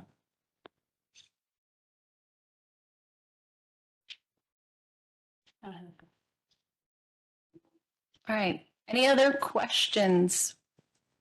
Open it up further to the audience if there's any other questions.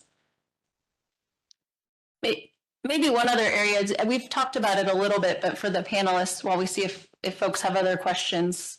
Or go ahead. Let's go ahead over here. So I'm curious to hear from the panel, maybe taking a step back from the individual changes that are being proposed in the stakeholder process. It seems to me when you're looking at what we've been doing in the West so far and what we're talking about doing in the new pathways or whatever the SRC might turn into, it looks to me like it might be a best in class of how stakeholder engagement could actually function and do well. But I'm curious if I'm just drinking the Kool-Aid, if you're thinking that there are other things that you want to see happen that aren't in there yet. What would you want to see to make this a true best in the class for stakeholder engagement? I can give that one a shot. Yeah. So yes and no, I think is the way I sort of think about that, right? I mean, if you think about looking at, say, like comparing sort of the SPP and CAISO models, right? And I know each RTO and ISO in the country has different models, and they were similar to what Tony described. They're outgrowths of their history for sure. But SPP has a very different culture. Their motto is sort of working together for what works for us, right? I mean, it's very much a member organization. That is their history, right? I mean, they were originally organized as a member organization. That is their culture and how they grew, and their process very much reflects that. And so like your sort of best in class is sort of specific to a particular region, a particular history, a particular set of stakeholders. So I think, I don't know that there is really a best in class, but what I think we're really trying to do here is say, what are the outcomes what is our culture? What are the outcomes we're trying to drive toward? What are areas where we can improve to really get a stakeholder process that, like I said in sort of the beginning of my remarks, right? Like the goal is sort of everybody is bought in.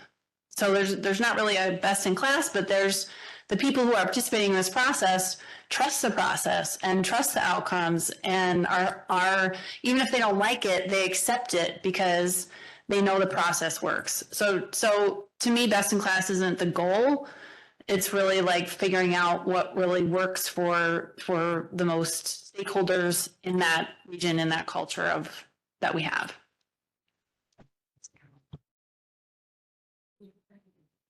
Okay. I just wanted to make a follow-up comment. I wholeheartedly agree with Mary that there is no one size fits all when it comes to stakeholder process. A few years ago, as we were thinking of how do we evolve the stakeholder process, the ISO, we thought, should we have a stakeholder process on the stakeholder process? And, we were so busy with a number of enhancements that it really didn't weave in very well with all of our times and efforts. We really were committed to delivering on some of the market design enhancements we were focused on. But in doing so, I wanted to point out, because you pointed out to the Pathways Initiative, I was not involved, in that effort, but I want to point out that they did do a few critical things, which is they did a nice survey of how it works elsewhere and why it works the way it does elsewhere, and then provided an opportunity for stakeholders to come in, this community, right, the stakeholders in this market, in this environment, to come in and say, what are the features that you want to have in the stakeholder process? So I think they did a lot of the things that we would have done if we had run that stakeholder process on the stakeholder process, which I think is very helpful in educating what are the main features. And I think a lot of the things that you see in their proposal, are reflective of that effort. So I just wanted to note that is probably how we would have done it. We didn't get a chance to do it, but hey, I think the information is out there for everybody to look at. Go ahead. Oh, we'll go there. My name is Colin Smith. I'm from LEAP, the demand response aggregator, and I really like a conversation just now about the market feature of. Thanks. Of certain stakeholder RTO structures. I thought that discussion was interesting because this past year, with the the revamped KAISO catalog process, definitely a lot of huge improvements in that process. Kudos to KAISO for a lot of changes that you made to make the process more inclusive and efficient for stakeholders. But the proposal process in February, obviously not every single discretionary initiative proposal from each stakeholder could get accepted.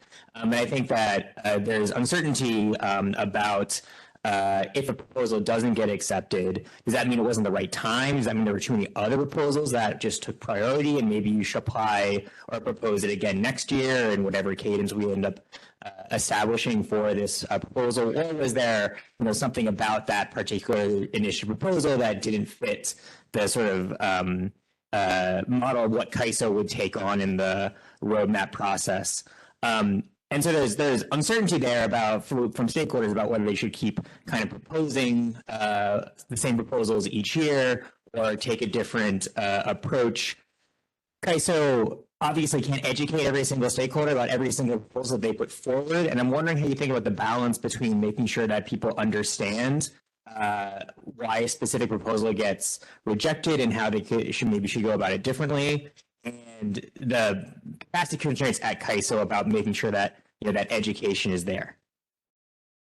Yeah, that's some feedback we got in prior years about we don't know why you didn't, we did try to provide some input around that.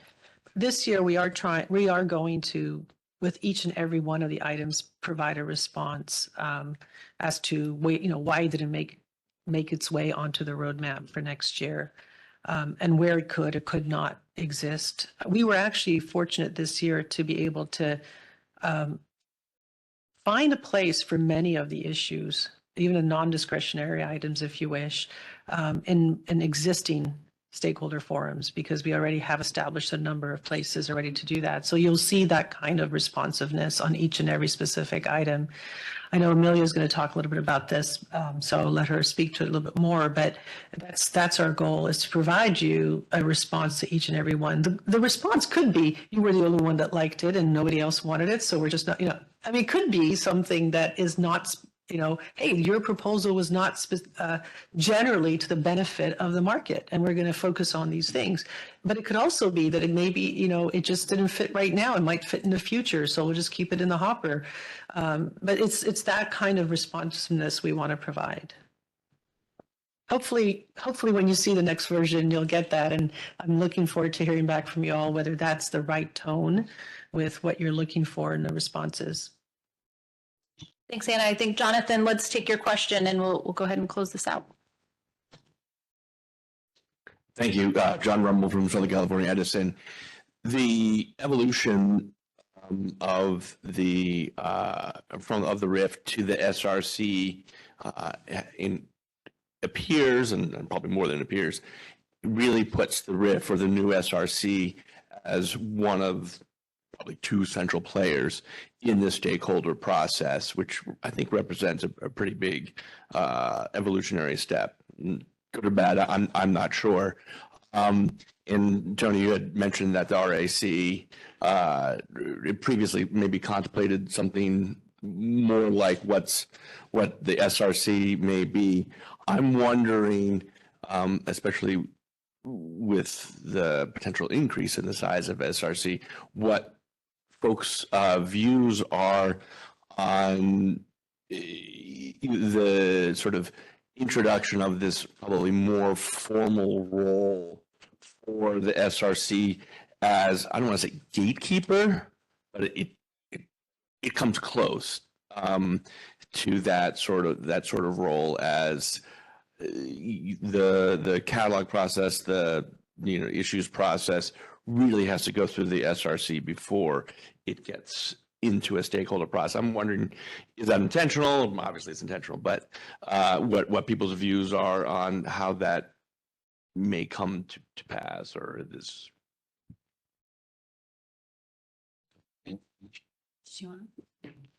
Well, I don't view the SRC as a gatekeeper. I view it as a necessary step, or even step and a half. But at the end of the day, one of the things that certainly I've been attuned to in the Pathways process is making sure that we keep alignment of responsibility where I think it is, which is with the 205 filing utility. So the staff responsible for getting the job done, and they need to be empowered to do it. I think if you've got a significant minority or even a majority of sectors or that are saying to the boards, "I'm out. We've got some major issues," then, I would think a self-aware staff would take that into account and not bring it forward. But at the end of the day, the boards need to be the deciders and the staff needs to own the work product. So I'm hoping we didn't, that the Pathways group didn't, go that far down the road. I would call it a gatekeeper, which I will say, in contrast to other areas, right? That vote is required to move something forward, and that's not something that was part of the Pathways proposal. I want to offer maybe a little bit of a different. Maybe I agree with the SRC. The SRC is new. It feels like an experiment. I don't know if it will ultimately function as gatekeeper or not. But my observation is just that if for participation to be meaningful, it has to be meaningful, right? So I think of the GRC, everybody that was on that committee took it very seriously because there was a job to do, and you could have looked at the GRC as a gatekeeper. But instead it was a committee that was assigned to perform a specific function and produce specific work products and proposals. And I know that's not exactly what the SRC is designed to do, but I think of it in sort of a similar function where this committee is performing an important role in the process. And in order for people to come to that committee with the appropriate degree of commitment, then the outcome has to matter, right? I mean, I feel if you just put a committee together, it's just like, we're just gonna, talk, right? I mean, it's not, it is going to be, you're going to get different kinds of people sitting at that committee. You're going to get different levels of engagement. So I just think that is, to me, a piece of the structure is making sure that the committee has a job that's meaningful. All right, well, thank you. I just really want to thank the panelists for taking the time and for everyone for taking a step out. It was not quite a stakeholder process on the process, but definitely time to reflect on the process. So thank you. And before we go to our break, it's been previewed several times, but Amelia Blanke, Principal Economist and Director of Market Strategy and Governance for CAISO, is up here to share an update on the roadmap process for 2025. Thank you, and I promised to get us back on schedule. I told everybody I could do this in 3 minutes, so I think we'll get to. If you could go to the next slide, please. And the next slide. As has been discussed many times today, we have a new process this year. We are partway through that new process, and there are 2 things left. One, as was brought up in a question that came just a few minutes back, is a response that we have committed to give to each of the proposed discretionary initiatives. That will be a transparent and public response. So not only will we let you know what has happened with your initiative, but we'll do so in a way that lets everybody else know what happened with your proposal. Second, we're finalizing the policy roadmap. That is a 3-year look ahead, and that will also be published. Creating that roadmap really took into account the prioritization, which was in a way a form of indicative voting of the community of stakeholders that participated in this process this year. That's the update on the 2024 process. The success of this new process really depends on participation. And the most important point I wanted to make today was a thank you.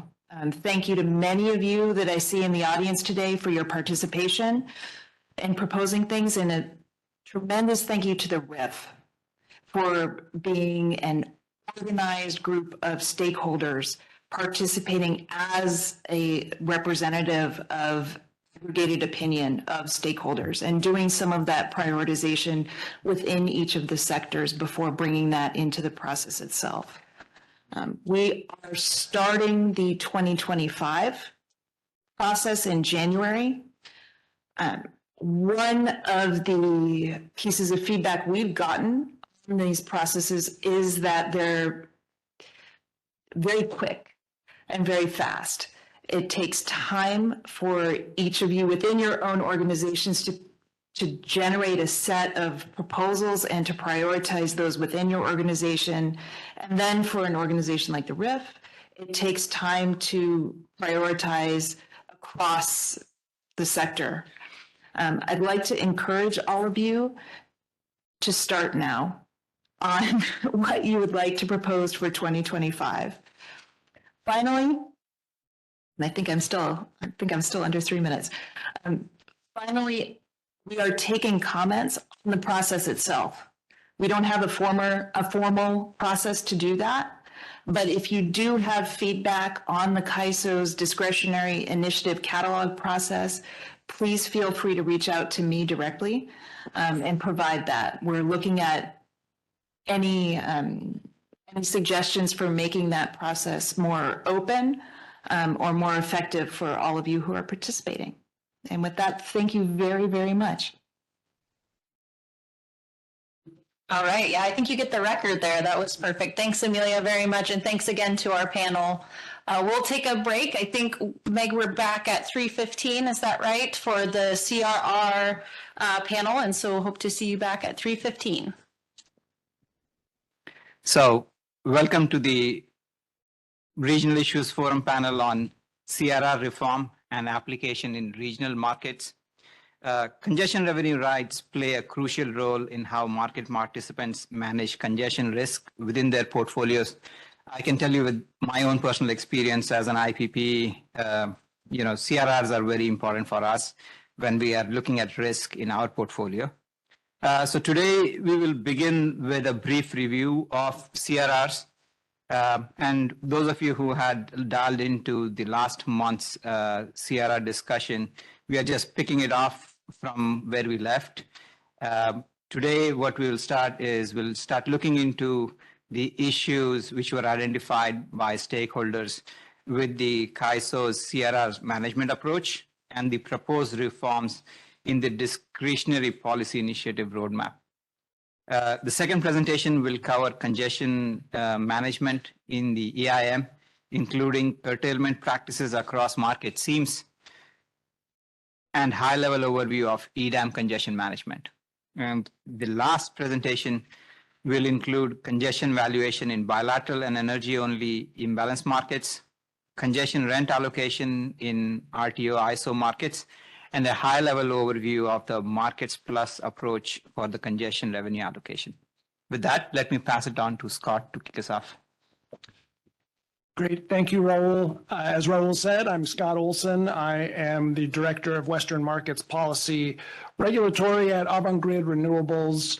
If you think that the September meeting that we presented on CRRs with that panel was about the past and the present of CRRs, this panel could be perceived as what the future of CRRs will be.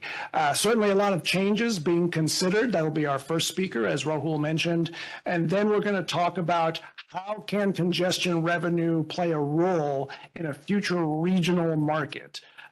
It is one of the most complicated issues, certainly, that I get involved with. If you think that it's a bit wonky, it's because it is. But if you're a little confused by some of the things that are engaged upon when it comes to CRR design and development, you're certainly not alone. The intent of these panels is to try to demystify some of these issues and really drive home how critical they are to both the future of the California ISO market as well as a future regional market. So starting first with Callie Wells, who will be talking about some proposed reform and some upcoming initiatives that will be changing as part of the California ISO stakeholder process, as Amelia talked about. Callie is the co-founder and head of analysis at Gridwell Consulting. She's been an economist for 2 decades and spent this time actively engaged in energy market theory and strategy. She is a data guru, providing analysis and conducting modeling efforts to inform client business-making decisions on participation within the California energy markets. Prior to starting her consulting career, she was with the California ISO in 2007, and with the California ISO, she worked in both the Department of Market Monitoring and Policy Development Group. Callie is engaged with WPTF and has provided an extreme amount of very valuable input to ISO stakeholder processes, and she'll talk again about some changes that are upcoming. Callie. All right. Thank you for that introduction, Scott. So I'm Callie Wells, and I am a co-founder of Gridwell Consulting along with Carrie Bentley. And I'm here today on behalf of the Western Power Trading Forum, or WPTF. So WPTF is a member-based organization that is really dedicated to transparent and competitive markets throughout the Western Interconnect. We can go ahead and advance 3 or 4 slides. There, perfect. Okay, so what I'm hoping I can do today is provide that nice segue between the CR panel discussion that took place at the last RIF meeting and turn that conversation into what are some of the ongoing issues with CRRs that have been identified by stakeholders earlier this year through that roadmap process that Amelia had just talked about. And kind of where we might see that CR market evolve going forward. I am going to kick it off with a slight recap of that discussion that took place at the last RIF meeting, just for those of you who were unable to attend, or maybe you just need a quick refresher. And then I'll do a deeper dive into some of the issues that have been recently raised related to CRRs, and then wrap it up with kind of what are those next steps, how are these conversations going to continue to evolve in the CAISO policy process, and some final thoughts on CRR CRR in the broader market context. Next slide, please. Okay, so congestion in a normal market, how does it occur? Well, it occurs basically when there isn't enough transmission capacity on the system for the market to be able to use all of the lowest cost resources to serve load. So the market then has to turn to some of the higher priced resources because it can't access any more of the lower cost resources without violating transmission constraints in the system. So this creates congestion, and in turn creates price separation between all those pricing nodes that are scattered throughout the system or the BAA. And it exposes market participants to congestion risk. So this is where CRRs come in. They are the financial instrument that the California ISO currently offers that allows market participants to hedge against that congestion risk that's coming out of the day-ahead market. So taking maybe a pretty big step back in time. Back in 2017, that's how long these issues have been being discussed. The CAISO issued a very comprehensive report that looked at the way the CRR market was performing at that point in time. And it was through this analysis that they really identified two main areas of concern, revenue adequacy and market efficiency, or auction efficiency in particular. So when we're talking about revenue adequacy, what we're talking about is whether or not the CAISO is collecting enough congestion rent from the day-ahead market to pay the CRR holders. At that point in time, CRRs were fully funded. And to the extent they weren't collecting enough money from the day-ahead market, they essentially had to turn to load and collect the extra money that they needed so they can continue to pay the CRR holders. Now, when the cases came up where they weren't collecting enough money, that was considered to be revenue inadequate. And this analysis showed that that actually happened quite frequently. So that was one of the areas of concern. The second area is auction efficiency. And this is really focusing on the annual and monthly auction processes. And the idea is over time, you would expect that the market clearing prices coming out of the CRR auctions would converge with the day ahead value of those CRRs. So how much of those CRRs actually getting paid based on that day ahead congestion. This analysis showed that that wasn't necessarily always happening and the market was considered to be auction inefficient. So for example, for every dollar paid out to a CRR holder that acquired a CR through the auction revenue might have only been returning about 50 cents on the dollar. Next slide, please. Okay, so as you can imagine, that kind of catapulted the CAISO and stakeholders into a pretty significant effort that ultimately resulted in a suite of changes to the CRR market that were implemented back in 2019. I'm not going to go through all the changes that took place, but I do want to highlight one in particular because it does come up in a couple of my slides throughout this presentation, and that is the allocation of underfunding. So as I just mentioned, back these pre-19 changes, CRRs were fully funded. That is no longer the case. In 2019, the CAISO decided to have CRRs be partially funded. So when it came up to where they weren't collecting enough congestion from the day-ahead market to fully fund those CRRs, instead of now turning to load to collect that extra money they need, they simply reduced the payments that they're making to those CRR holders. Simply is probably the most widely inaccurate term I could use to explain exactly how they're doing that. It is a very novel approach and it's done on a constraint by constraint basis. The idea with how they're allocating that underfunding was because of all these changes they implemented in 2019, any remaining underfunding was likely going to be due to differences in transmission assumptions between the CRR market, which is run well in advance of the actual day-ahead market. So allocating it on a constraint by constraint basis with that assumption aligned with your cost causation principles, allocating it based on cost causation. So next slide, please. Okay, so since 2019, the CAISO has done a really good job routinely reporting on the performance of the CRR market. These are two of the main metrics that they frequently will update throughout various forums. I'm not going to go into the formulas behind all these metrics, but I did want to call your attention to a couple things on these charts. So if we're looking at the chart in the top left, this is capturing their metrics that they use for revenue adequacy. The height of those green bars represents the amount of payments that would be made to CRR holders if they were fully funded or if the market was generating enough congestion to fully fund them. The height of the yellow bars represents the amount of payments that were actually made. So the difference between the green bar and the yellow bar is the amount of underfunding that was allocated back to CRR holders.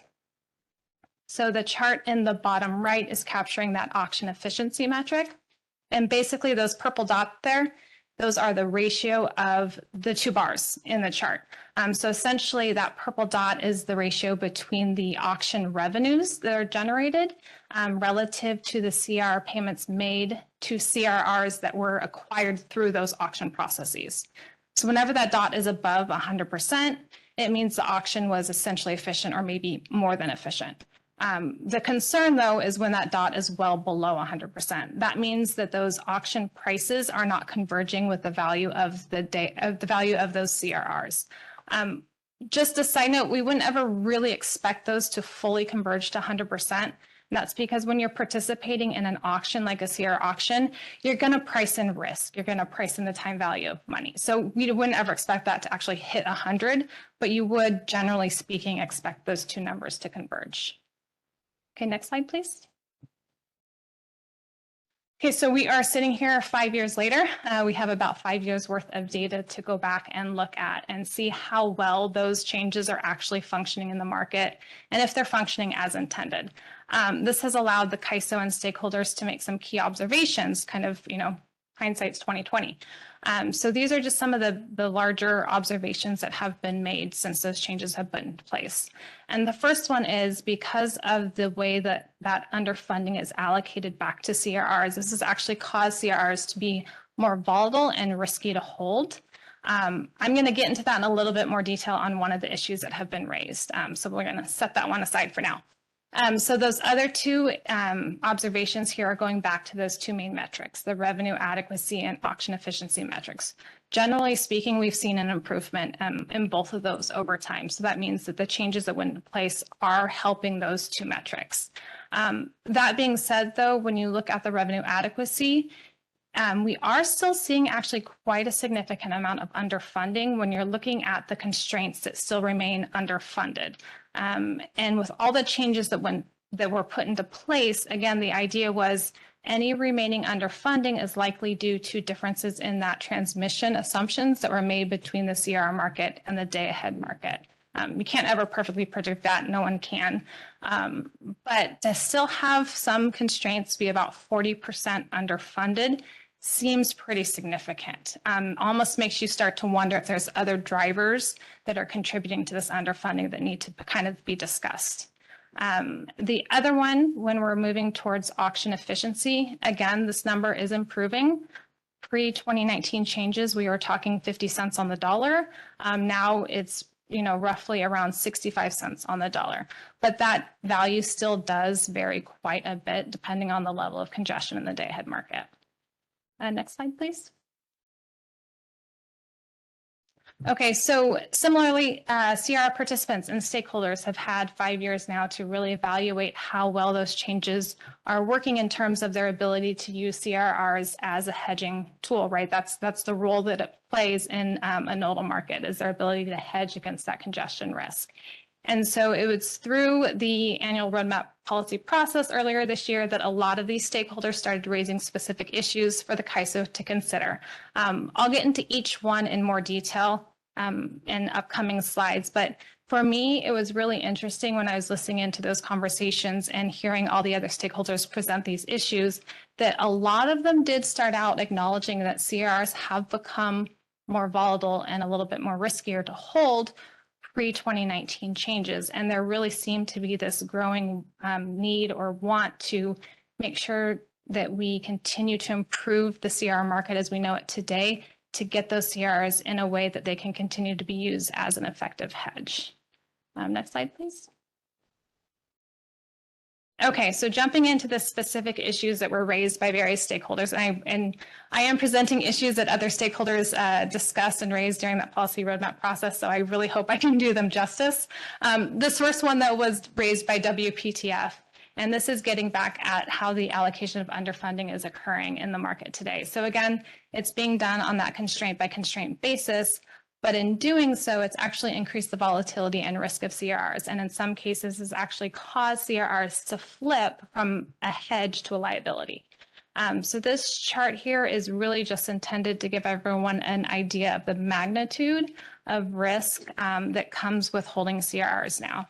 So the height of that blue bar is representing the percentage of the total payment a CRR holder would have received if it was fully funded to what it actually received after that underfunding was allocated. And there's only maybe 2 bars that are at 100%, which means there's only 2 participants that actually received, all the congestion they thought they would have received from the CRRs. The difference between that 100% line, that gray line, and the height of the blue bar is how much underfunding was allocated to each participant. I'm going to call your attention to the bars in the bottom right there, though. They actually go negative. So these are the conditions where those CRRs have flipped from becoming a hedge to a liability. And what happens here is, based on the congestion coming out of the day-ahead market, they should have received a payment for the CRRs that they held. That notional value was positive. But they were allocated more underfunding than what the notional value of that CRR was. So at the end of the day, they had to pay the CAISO to hold that hedge. And that's some of the observations that have been made, is that you've now taken a hedging mechanism and flipped it almost into a liability. Next slide, please.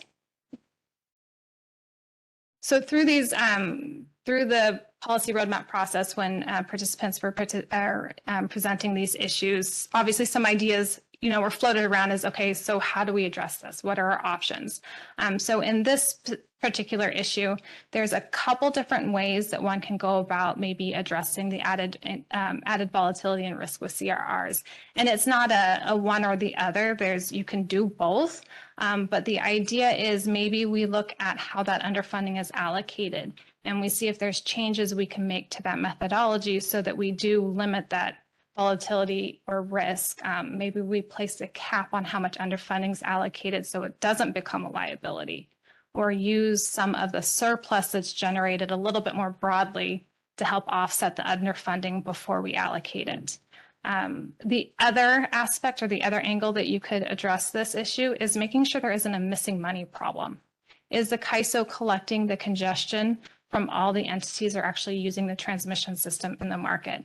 So to what extent are loop flows impacting the amount of congestion the CAISO is collecting? Are there external entities that are using it and not having to pay congestion?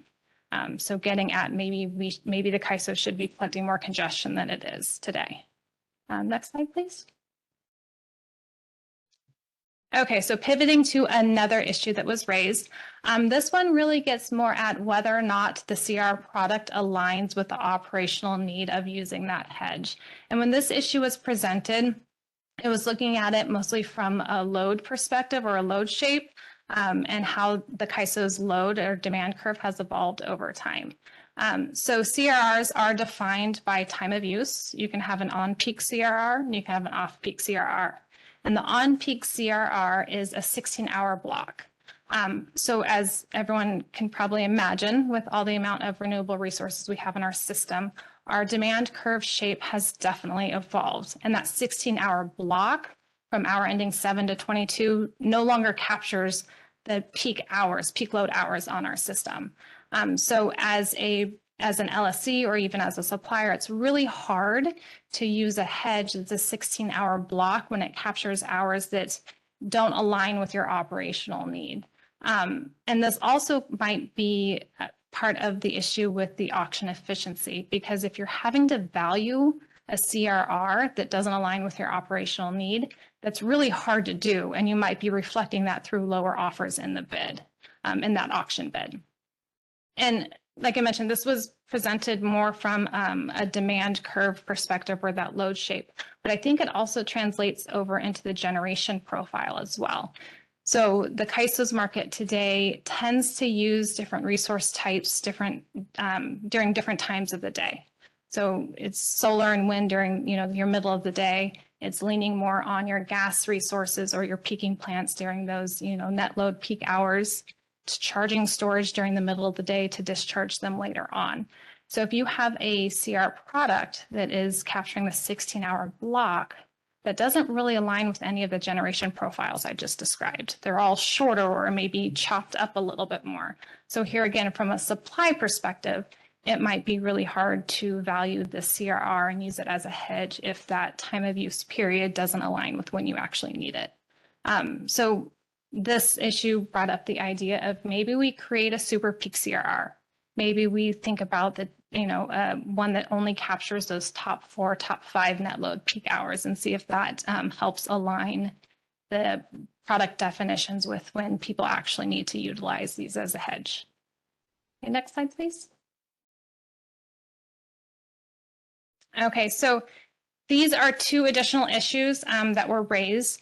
I'm not going to go into much detail on all of them, mostly because they get pretty technical and they are both really focused on the allocation process, which is a process that LSCs in the CAISO market kind of get that first bite at the apple as to which CRs they want to hold to hedge their load. Generally speaking, both of these, though, we're getting at issues with different aspects of the allocation process today that limit the amount of CRRs that they are awarded or allocated coming out of that allocation process, and whether or not there's things that we can consider to make them better hedged coming out of that allocation process. Next slide, please. Okay, so I'm going to pivot slightly here when I talk about this last issue. So this last issue is coming from a slightly different perspective, and the perspective is that the congestion rent coming out of the day-ahead market belongs to the ratepayers or the load-serving entities. And when you take that perspective and you see that we have a CR auction in place, the idea is, well, you're forcing these entities that own the right to that congestion to sell off their CRRs at a $0 reservation price. And when you pair that perspective with the auction inefficiency numbers that we're seeing, you're left with, okay, is this auction forcing the LSCs to sell off these CRRs at a discount? And this in turn results in a loss to ratepayers. So with this issue that was raised, the idea is let's completely replace what we know today, which is that CRR auction, with another type of a market. And that's a market between only willing buyers and sellers. And this one starts with essentially the LSCs or the load serving entities holding all of the CRRs. And the only way a CR would transact or trade to another entity is, 1, if that LSC is willing to sell it, and 2, they can find another party willing to pay at least their reservation price. And only if those things happen will you actually have a CR trade from a load serving entity to another entity. This was arguably probably the most contentious issue that was raised during the policy roadmap discussions. It did spur a lot of conversation that centered around whether or not, if the CAISO were to go down this path, it fundamentally changes the role that CRs play in the market. And with this, a lot of questions around, okay, will load and suppliers actually be able to effectively hedge against that congestion risk coming out of the day-ahead market? Next slide, please. Okay, so that was a lot I just threw at you, a lot of different issues with the CRR market. So the next natural question is, okay, what next? How do these conversations continue to evolve? How do we translate it from issues to solutions? So the CAISO, in a very timely manner, announced a few weeks ago, and Amelia noted it a couple minutes ago, that they are starting a CR initiative in 2 weeks. November 14th is the first meeting, and that is where these conversations will continue to happen.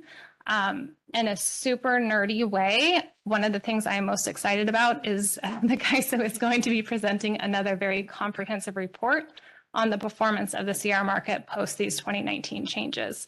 And it's my understanding that part of that scope will include looking at whether or not there's other drivers to that underfunding issue besides just differences in transmission assumptions, and also looking at maybe participation in the actual auction. Have we seen a shift in that participation since these changes went into place? And maybe there's something going on there that might be causing that efficiency number to stay, lower. So next slide, please. All right, so in conclusion, this is an extremely important topic, especially for EDAM and EIM entities. Speaking for WPTF and me personally, I think CRRs play an extremely fundamental role in a nodal market. It provides entities with the ability to hedge against congestion costs. And so I really hope that these conversations, as they continue to evolve, really look at and focus in on ways that we can ensure CRRs can continue to be used by all market participants to hedge against that congestion risk. So I'm really excited to continue in that conversation starting next month. And I would really strongly encourage any stakeholders, especially those EDAM and EIM entities, to engage in this conversation as well, as EDAM is looking to get launched in a couple of years. So thank you. Thank you, Callie. We're going to hold questions until the very end of the panel. Callie had mentioned the proposal by the Department of Market Monitoring about willing and buyers and sellers. There is a paper that DMM released last week, I believe, specifically on that topic, going into more detail, doing some analysis, along with having some detail on an academic study done by Professor Frank Wolak at Stanford University. If this isn't wonky enough and you want academic level wonky, hey, I definitely recommend you looking at that paper. I'd certainly joke about the wonkiness of it, but if you paid attention to some of the slides that Callie presented on the magnitude of the cost impact of these, you'll see that the amount of money paid to CRR holders on a monthly basis from one of her slides was around $25 to $100 million a month. So you're talking about serious dollars, again, that are going to market participants and will play a role, again, as we go to a regional market. At the very outset of today's meeting, Chair Condizol, I can never pronounce your name. Every time I present, I'm like, I'm going to get it right this time, and every time I fail. Said that the change that has happened in control rooms in the 10 years since the EIM has launched has been a really, really interesting aspect for how energy, CRRs, and other aspects of the markets have changed. So we wanted to have a speaker that has that experience working in control rooms, seeing how that's changed, and that's Kelsey Martinez from PNM to talk about PNM's experience using CRRs as part of the market within the EIM. So Kelsey is the Director of Regional Markets and Transmission Strategy at Public Service Company of New Mexico, PNM. She concentrates on Western markets and RTO evolution. Prior to 2022, she was the System Operations Manager at PNM with an additional 5 years of system operator experience, both within the BA and transmission functions. She has an educational background in energy management and physics. Kelsey, please. All right, thank you. And I don't want to get too much more academic than your presentation, so it's going to be a challenge to read that DMM report, but I already started into it on the plane, and it is really interesting. So first off, I wanted to point off something crucial that we need to understand right from the beginning, and that is that EIM entities so far only participating in the real-time market haven't had the experience to work through congestion hedging through the CRRs yet. So this is something we're going to need to learn and learn fast. And it's really wonderful that the stakeholder process is kicking off kind of right in time for all of us potential EDAM members to get an education on this. So I also want to make sure that, like my presentation is a bit of a detour because it's focusing on real time and operations. So you have to really keep in mind, try to remember what Callie said, because that's going to be very applicable to what Pam and Dan are talking about. But I always like to bring it back to, what is happening in the control room and what does congestion really mean in real time, and what does it physically mean to the operators, and how are we solving it using current market tools. Next slide. All right, so mine is more like a case study of EIM entities and how we're managing congestion within EIM, because we have not learned anything about CRRs yet, and we have a lot of work to do. I think all of us EIM entities really need to start focusing on this and understanding how the EIM market is going to play into the day-ahead market as far as congestion, and vice versa, because although they seem isolated from each other, they do have pricing implications that I think we just need more education on. And so far, the EIM entities that I know understand it are outliers like Pam and Kathy Anderson from Idaho. The rest of us don't know what we're talking about here, so we have a lot to learn. All right, so about P&M is what I'm going to start with, just kind of why we really care about congestion. We have so much renewable penetration compared to load, so many exports of all of that renewable penetration compared to load. So this, and such a sparse transmission system. So P&M really is affected by and cares how congestion is managed. We're going to talk about how we previously managed congestion, which in real time really results in well, I'll talk through this, but a curtailment of renewable energy resources, because that's how you manage it. And finally, we'll talk about congestion and seams. So looking forward, how is this going to play out now as we go into day-ahead markets, and what is that going to look like when there's potentially 2 day-ahead markets that are trying to manage congestion across the seams, which is going to get complicated. And then final thoughts is just kind of going to be encouraging us to always consider real time in our policy decisions that are both affecting the day-ahead market and the real-time market, and hopefully really brainstorming with how can we improve both the CRR process and then just congestion management in real time as well. Next slide. All right, so P&M, I think you all know somewhat a little bit about us, but we are the largest energy provider in New Mexico. Customer base, 550,000 plus. I think it's a little bigger now. We became EIM participants in 2021, so we were a little late, and even as far as EIM goes, we're still learning, and now we've got to jump into a day-ahead market too, so it's fun. Our load is really small, so the P&M retail load is only about 2,000 megawatts. We have such a sparse population, but on the counter side of that, we have such a renewable, existing penetration, and it's only going to get more and more of an issue for us.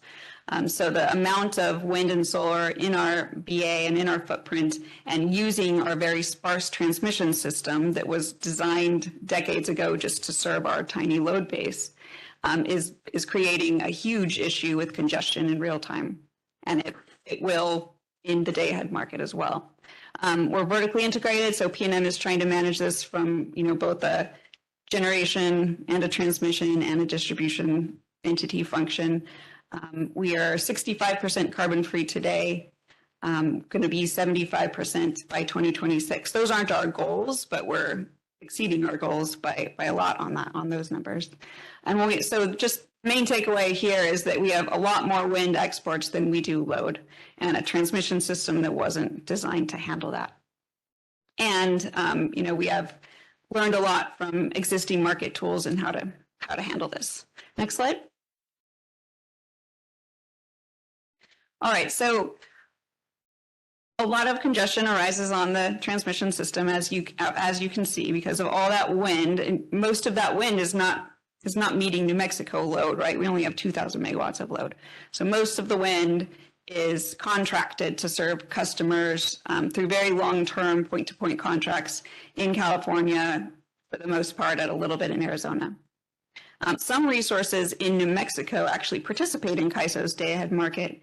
So it has been interesting as an EIM entity that has almost no knowledge or visibility of the day-ahead market, and see how we are influenced by some of the wind participating in the day-ahead market, and how that plays into our EIM operations in real time.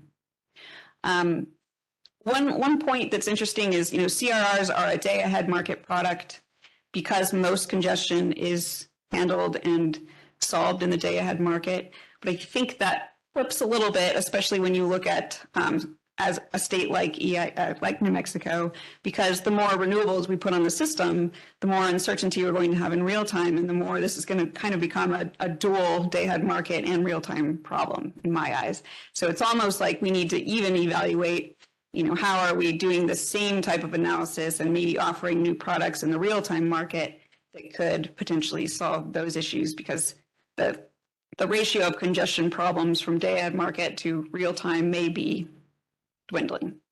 And that's just my opinion. It's not supported by any data. So So PNM's ETSR capacity, so that's the amount that we're allowing our system to export or import at any given time, has to be really dynamic because all of our resources being exported for the most part are variable energy resources. So it's been very hard to manage in real time how much the market is allowed to import and export in our system when our generation is moving back and forth at a really fast pace. Wind is pretty variable. So we've had to manage this for a while, although it's only gotten increasingly more complicated as we add more and more wind to our system. And historically, we didn't have the market and we didn't have a real comprehensive way to manage congestion in real time. And I'll pause here and just point out what this looks like to the system operators, what congestion is to them.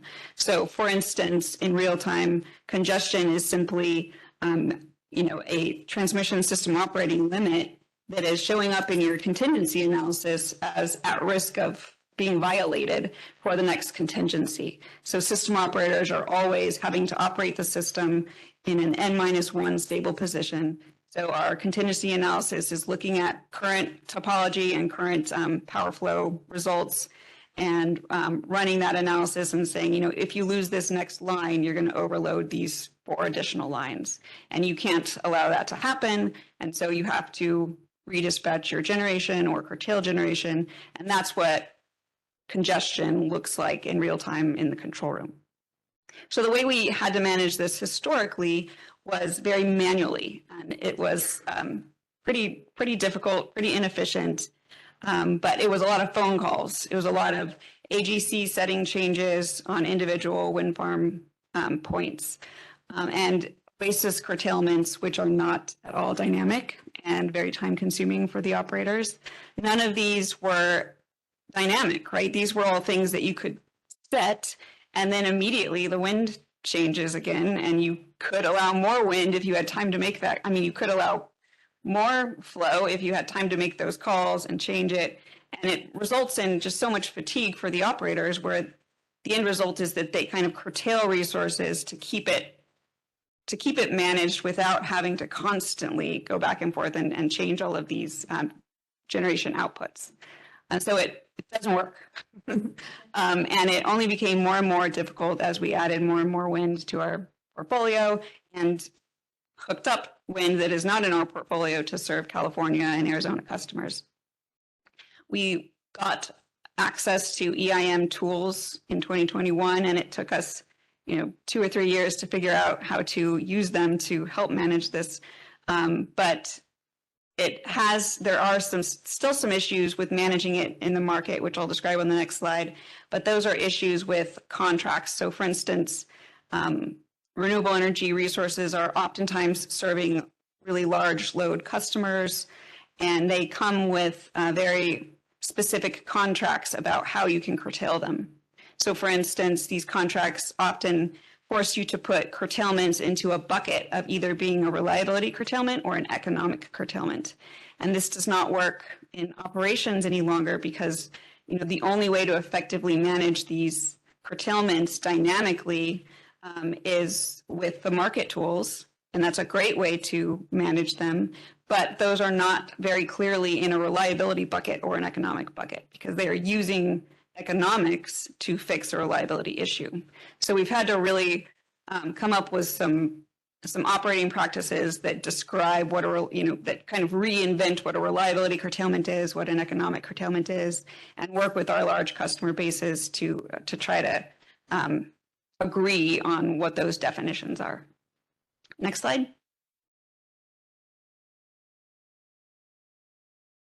So the way we do it now is PNM has changed the way we manage this, and there's tools within BAYOP, which is one of the market provider tools for EIM entities, where the system operators can go in and activate very specific flow gates. So those are individual system elements, individual lines, individual transformers, all the way down to breakers, that kind of thing.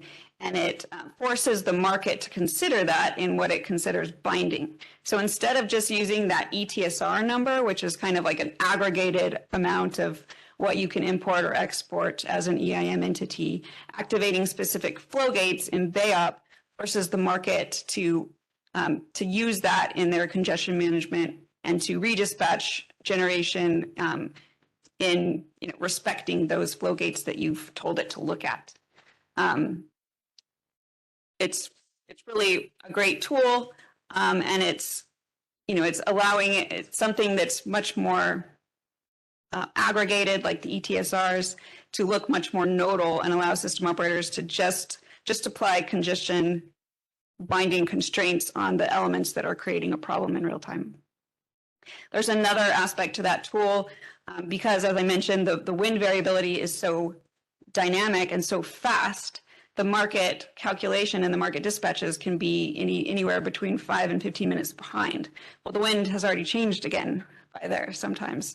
So congestion conformance is another operator tool that allows you to inform the market of, so the market model has what it thinks is flowing on the power grid at any one time, but it could be behind what's actually happening because it takes a long time to crunch these numbers. So the operators can go in and conform what is actually seen by the market with regard to what's flowing on each piece of equipment, and that allows us to more effectively manage the system operating limits in real time. So you can get it down to a very fine approach where you're not allowing it to constantly bind and unbind, but you kind of get a good handle on where it's overloading a line in real time. The problem is these are very powerful tools, and there's not a lot of knowledge, and there is transparency in the results of these tools, but it's transparency that's kind of difficult to access and difficult to interpret and aggregate and understand. So we really, we're a proponent of making sure that the use of these tools, which really does influence the congestion settlements in real time, making sure that's really transparent and accessible and understood by all of us market participants. And then I think we really need to focus on, as more and more of us participate in day-ahead markets, EDM here is what we're talking about.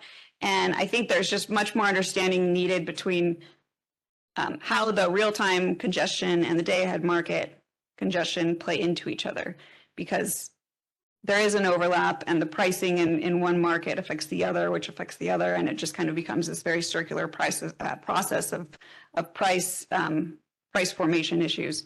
So it's really good if we could kind of take a look, instead of looking at CRRs in isolation, which is just a day-ahead market product. I would encourage us just at least keep in the back of the mind as we go into these stakeholder processes, how that might interact with the real-time market. Next slide.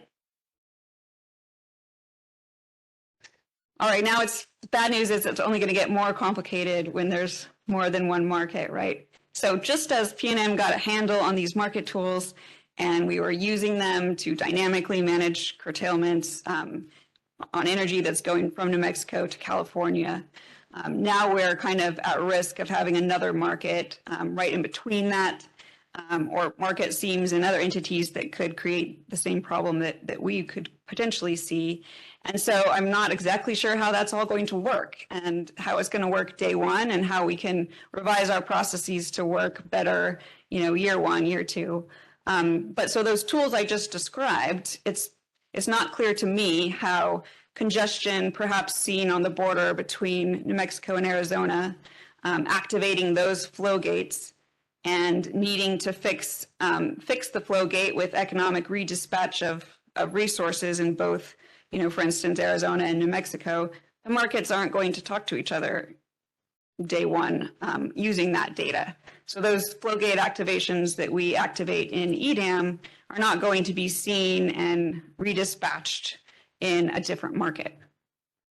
So I think those tools are going to change, and we're going to have to figure out how to make them talk to each other, perhaps. And that's part of a seam, that's part of a seam conversation that needs to happen with market to market integration. And it's something that we should all be focused on in the very near term. So yeah, I think I kind of described the second bullet there too. Will exports wheeling through one market conflict with the local dispatch signals from the congestion tools in another? And as I mentioned, these market dispatches are already naturally behind the variable energy resource changes contributing to congestion. So this is only going to get worse when you try to overlay like 2 market algorithms trying to balance congestion with, maybe perhaps 2 market runs trying to analyze this. So as I mentioned, we really need to prioritize market-to-market scene coordination quickly.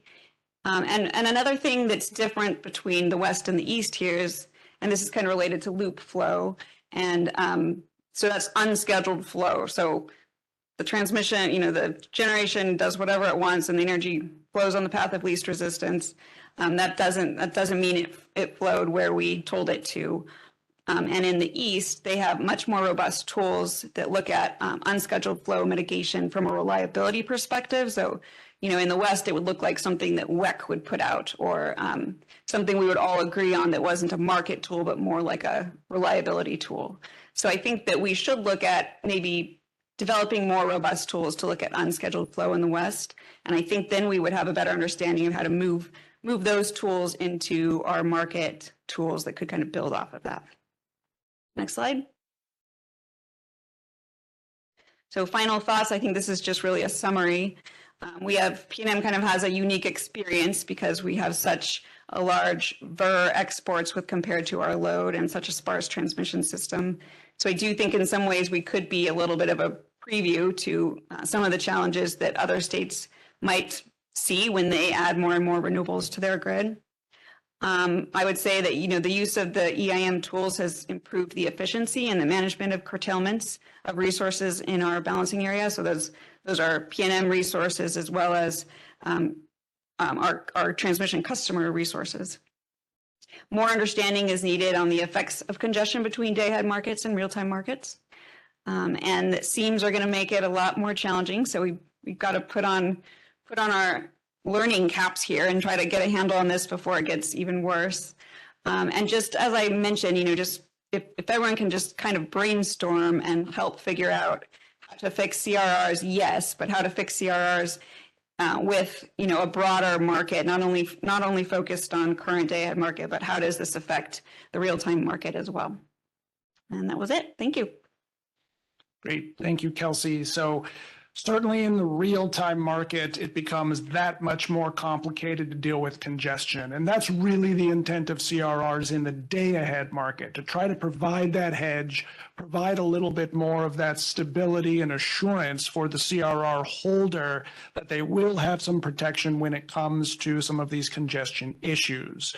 In the day-ahead markets that are being considered, EDAM and Markets Plus, both of them have a CRR market design in order to try to provide that hedge. Each of them have gone about it a little bit different, and that's what our last 2 speakers will be talking about. There's been a lot of ink spilled in the trade press about the differences between these, so having some speakers that are neck deep in dealing with these issues in the regional market designs and CRRs we thought would be beneficial. So our first speaker is Pam Sporborg from Portland General Electric. She is the Director of Transmission and Market Services. She oversees Portland General's advocacy work on wholesale markets, transmission and interconnection rates and policy, market analytics, operational technical training as well. In her time at Portland General, she's held positions within transmission services, power operations, and FERC compliance departments. That's not impressive enough. Prior to her time at Portland General, Pam also worked at the Federal Energy Regulatory Commission, Lawrence Berkeley National Laboratory, and the Bonneville Power Administration. Pam. Thank you. And I also first thank you to my RIF colleagues and my CAISO colleagues for allowing me to provide my slides at the very last minute. I didn't want to throw Pam under the bus to say, I don't actually know what she's going to present about, so it'll be just exciting for me. But thanks, Pam. So congestion revenue is, I think, one of, as Scott pointed out, one of the most complex topics that we have in this industry, and one of the most challenging to really wrap our hands around. So I intended to spend my weekend wrapping my hands around congestion revenue.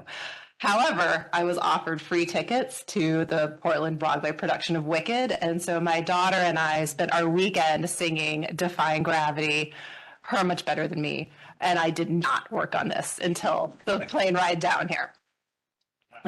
So hopefully we can cruise through a couple of these slides, and hopefully I won't surprise my colleagues too much.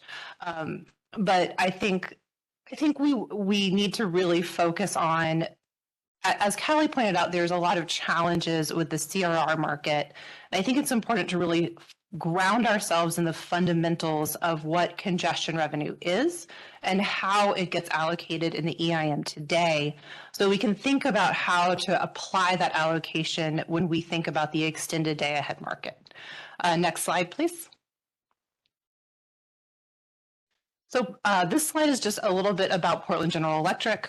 We are a urban utility headquartered in Portland, Oregon. We have about 900,000 customers, and we serve a peak load of about 4,500 megawatts. While some of our resources are located within our balancing authority, the majority are located within the Bonneville Power Administration Balancing Authority and are pseudo-tied into our BA over a transmission, over the Bonneville transmission system. We also have a state mandate to decarbonize. We are with an 80% decarbonization reduction target by 2030 and 100% carbon-free energy supply by 2040. Next slide, please. We've also been participating in the Western Energy Imbalance Market since 2017. And as we look forward to participating in the extended day ahead market, I wanted to take a minute to reflect on the benefits that we have seen and how those have arrived within PGE. When we were making our initial decision to join the Western Energy Imbalance Market, we estimated that our net annual benefit would be $3.5 million. The benefit study that came out yesterday provided a gross benefit to PGE in the last quarter of $10 million. And while those are gross benefits, and we could get into the power cost application of the net benefits, it is a significant increase between the estimated benefits that we made our decision on and the benefits that we are realizing today. We hope to see similar benefits ratios as we go into the extended day ahead market, where we expect to see somewhere between $10 and $17 million of net benefits in the EDAM market from a projection. We hope that those increase as we gain operational experience. Next slide, please. As we were looking at those benefits, congestion revenue is a very large part of that. As you can see here, across the footprint, there's an estimated $186 million of benefits through congestion revenue. And so as we're talking about congestion revenue allocation, this is a very big part of that benefits equation, and getting it right is an important part of ensuring that that value is returned to our customers as we enter this market and operate within that market. Next slide, please. So as I mentioned before, Portland General is an urban service territory, and our generation has to be brought from outside of our service territory into our service territory. We have two major constraints leading into our balancing authority, particularly the south of Alston constraint and the north of Pearl constraint. These are points that will cause congestion on our system when they bind, and so it's important for us to make sure that we're protecting our customers and ensuring that they are hedged for all of our transmission customers as we think about how to establish a just and reasonable tariff for EDAM market participation. Next slide, please. So here's where I really want to take some time to talk about what congestion is and how it really manifests through the settlement process. And we'll use the energy imbalance market as an example because that's what I know. So in the energy imbalance market, the locational marginal price is made up of three components: the system marginal energy cost, the congestion cost, the losses cost, and potentially a GHG cost for the GHG compliance zones. These costs are embedded in the locational marginal price that is paid to generation and charged to load through the 15-minute instructed imbalance energy, real-time market instructed imbalance energy, and uninstructed imbalance energy. These apply both to generation and load, but because the market operator is revenue neutral, any differences in these components have to be allocated through offset charges and uplifts. The system marginal energy cost is equal across the whole footprint. That's the marginal cost of energy, which means that the other components, congestion and losses, are the pieces that really make up the offsets. So differences between what generation is paid and what load pays are what makes up the offsets. Those offsets include the real-time congestion offset, which is the majority of the dollars, but there's also a component in the real-time imbalance energy offset that includes additional mirroring of those charge codes to ensure revenue neutrality. This is really where, this is how this bucket of dollars is created and how that bucket of dollars is allocated through a CRR market. When we're not in a full RTO where there is a CRR component where load is able to potentially hedge its supply risk from congestion, we have to look at other mechanisms to allocate that surplus. In the energy imbalance market, we are currently allocating that surplus based on measured demand, which includes load and tagged exports. And we're looking at a similar mechanism to allocate that through the extended day ahead market. So essentially, the CAISO is collecting these offset charge codes in order to maintain revenue neutrality at the ISO level. And then we receive those charge codes at the balancing authority level and have to choose a mechanism to allocate those out. I would say the one thing I disagree with Callie about is that an OAT right is equivalent to a CRR right. An OAT right is a scheduling right that was created under FERC Order 888 and extended under 890. And it reflects a right to schedule energy either from your designated network resources to your designated network load, or from a point of receipt to a point of delivery. It does not necessarily translate into a congestion revenue right, which is something that takes place only in an organized market. So we're looking at a process that is looking to allocate this congestion while we're overlaying that organized market construct while maintaining the framework of 888 and 890. And we have to think about solutions that reflect the fact that is load that is paying for these offset costs. So we have a couple choices, and I think Dan will talk about a different approach, but the approach that we are proposing to take for PGE and is consistent with the approach taken to PacifiCorp is to allocate those costs based, again, on measured demand, reflecting the fact that there is no auction mechanism, there is no ability for load to go out and acquire additional hedge, and that there is two components of this market where there is an organized market component and a bilateral market component where the point-to-point rights may or may not be equally optimized within the same market footprint. This means that congestion can manifest either through the market or through the utilization of transmission rights within the market, forcing the market to redispatch to accommodate the scheduling right that was created under 888. Next slide, please.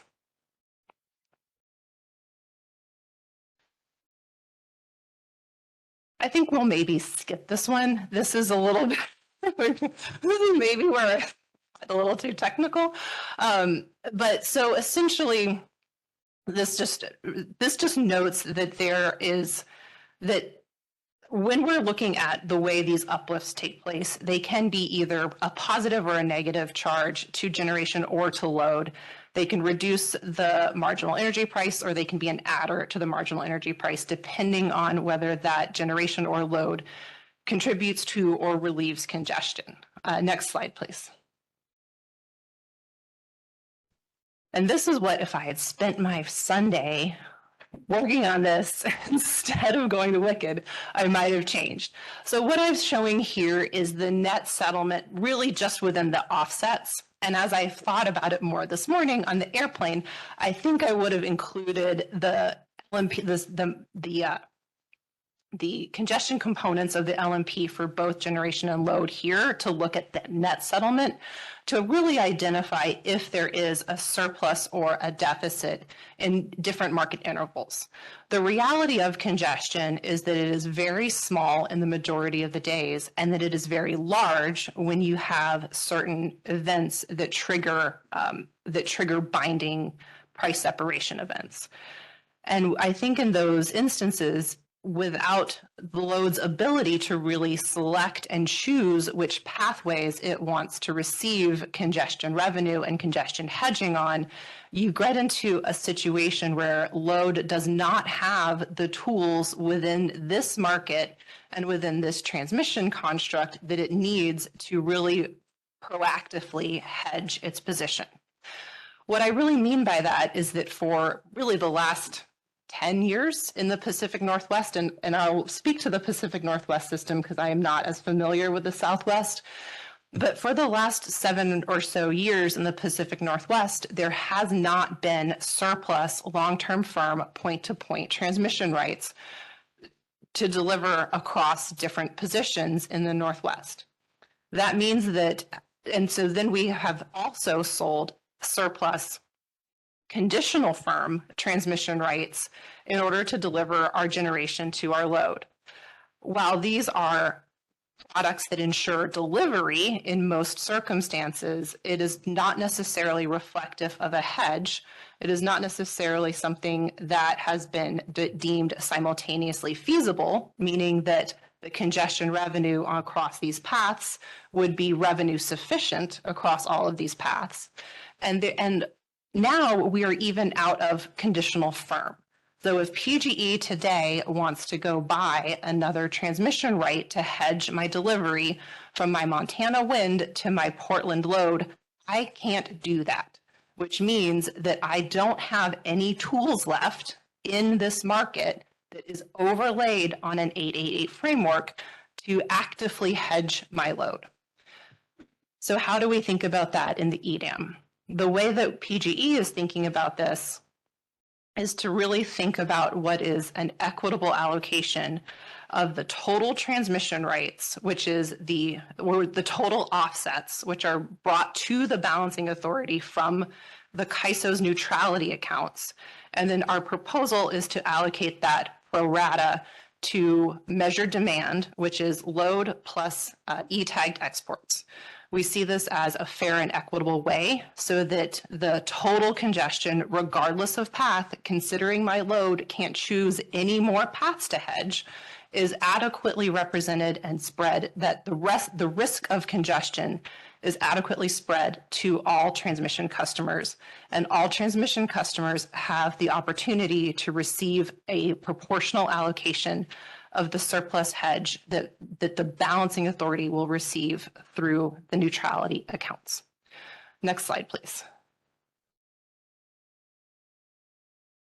I think I talked through this. Yes, so this is just the language that we are proposing to use for that allocation, measured demand. Next slide, please. And then I did, because I spent some time reading FERC 888 to make sure that this is consistent with FERC's guidance on these things. 888 requires that, so I'm assuming that in 1998 we can think about redispatch as a form of congestion management. And FERC requires that if a formal redispatch protocol is developed and made available to transmission customers, that the information necessary to calculate redispatch costs should be made available for those transmission customers who are paying those costs for audit. We believe that this proposal comports with the guidance in 888 and is consistent with FERC precedent regarding the scheduling rights that are reflected in 888 for point-to-point and network rights. That concludes my remarks, and I will pass it to Dan. Pass it back to me first, Pam. Oh, Thanks. apologies. If it would have been a better musical, I would have forgiven you, but, hot take, is that a hot take? I don't know about that. Avenue Q. You can argue with my 11-year-old. Yeah, I guess Avenue Q would probably not be appropriate for 11-year-old. Or Sweeney Todd, that was the other thing that came to mind. We actually saw that on Friday. You saw? He did not think it was appropriate.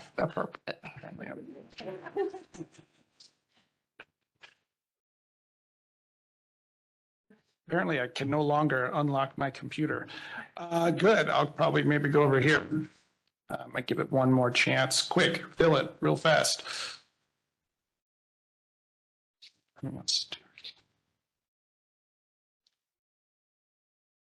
Okay.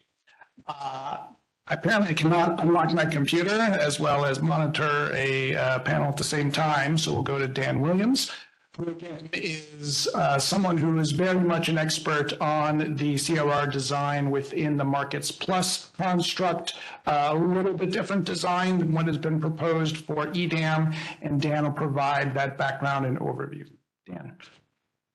Yeah, thanks, Scott. So I guess just first and foremost, I'm here as a Western Markets stakeholder.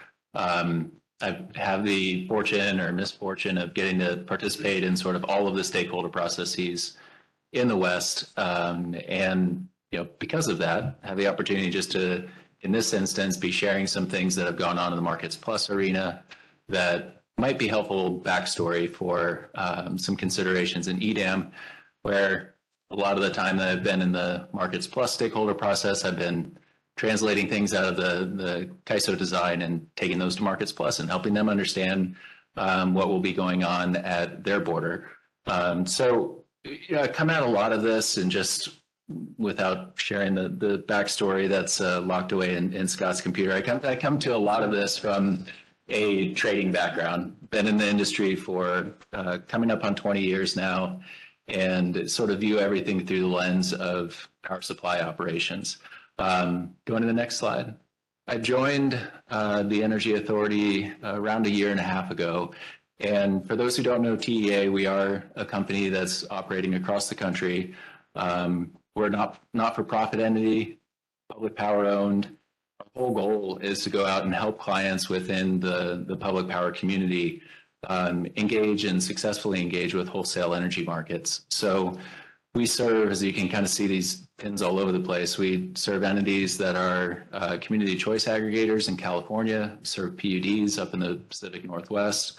We're partnering with entities that are going into Markets Plus. We're partnering with entities that are going into EDAM. We're helping some other entities go into the SPP's RTO expansion over on that side of the interconnect, as well as just all the activity that we're doing in the Eastern organized markets and in ERCOT. So when I show up to these meetings, and really any of the meetings that I show up and participate in, it's from a perspective of trying to find efficient outcomes and figure out ways to sort of help our markets meet the challenges that we're facing today. And I think Mary may have said this in kind of running through some of the stakeholder process stuff earlier. There's this kind of dictum within the Markets Plus community of when you show up to those meetings and you're in a working group, you're supposed to be there without your company hat on. You're supposed to be there to sort of represent a perspective coming out of your unique knowledge set from your background and bring ideas to sort of help further the cause of getting a efficient market going. So I encourage others to, as we're moving into these new processes and new markets, try to take that on yourselves, show up, participate, talk a lot, ask a lot of questions, and see where we can get to together. Fortunately, Pam had some excellent slides, and you can go to the next slide, Scott, which I'm impressed that you got those all together over the weekend with everything else going on.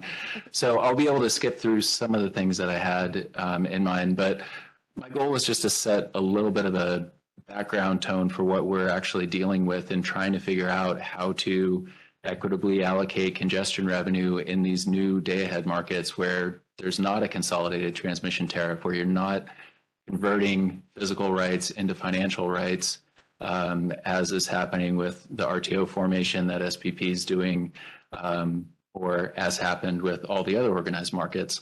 But the main point here is just to give you a quick review of what Markets Plus has in their tariff filing. So flipping forward. So this is a lot of the stuff that Pam and Kelsey covered already, is just that our bilateral markets have had ways of sort of incorporating congestion management risk, valuing holding those delivery rights to be able to either deliver the physical power to your load at a price that you know because you're the one who invested in the generation, or doing that through forward contracts using short-term markets. These are ways that sort of the bilateral markets have been able to return the value that you invest in either getting those long-term firm rights or being allocated network transmission costs. Within the real-time energy-only markets that we have, whether it's EIM or SPP's energy imbalance service, those are sort of splitting between the bilateral markets and an organized market, and that market participants are kind of self-determining how much of their transmission rights they're bringing into the market, or a transmission service provider is seeing how much they have available of their ATC to have there for the real-time optimization. But there's a lot of activity going on the size of that.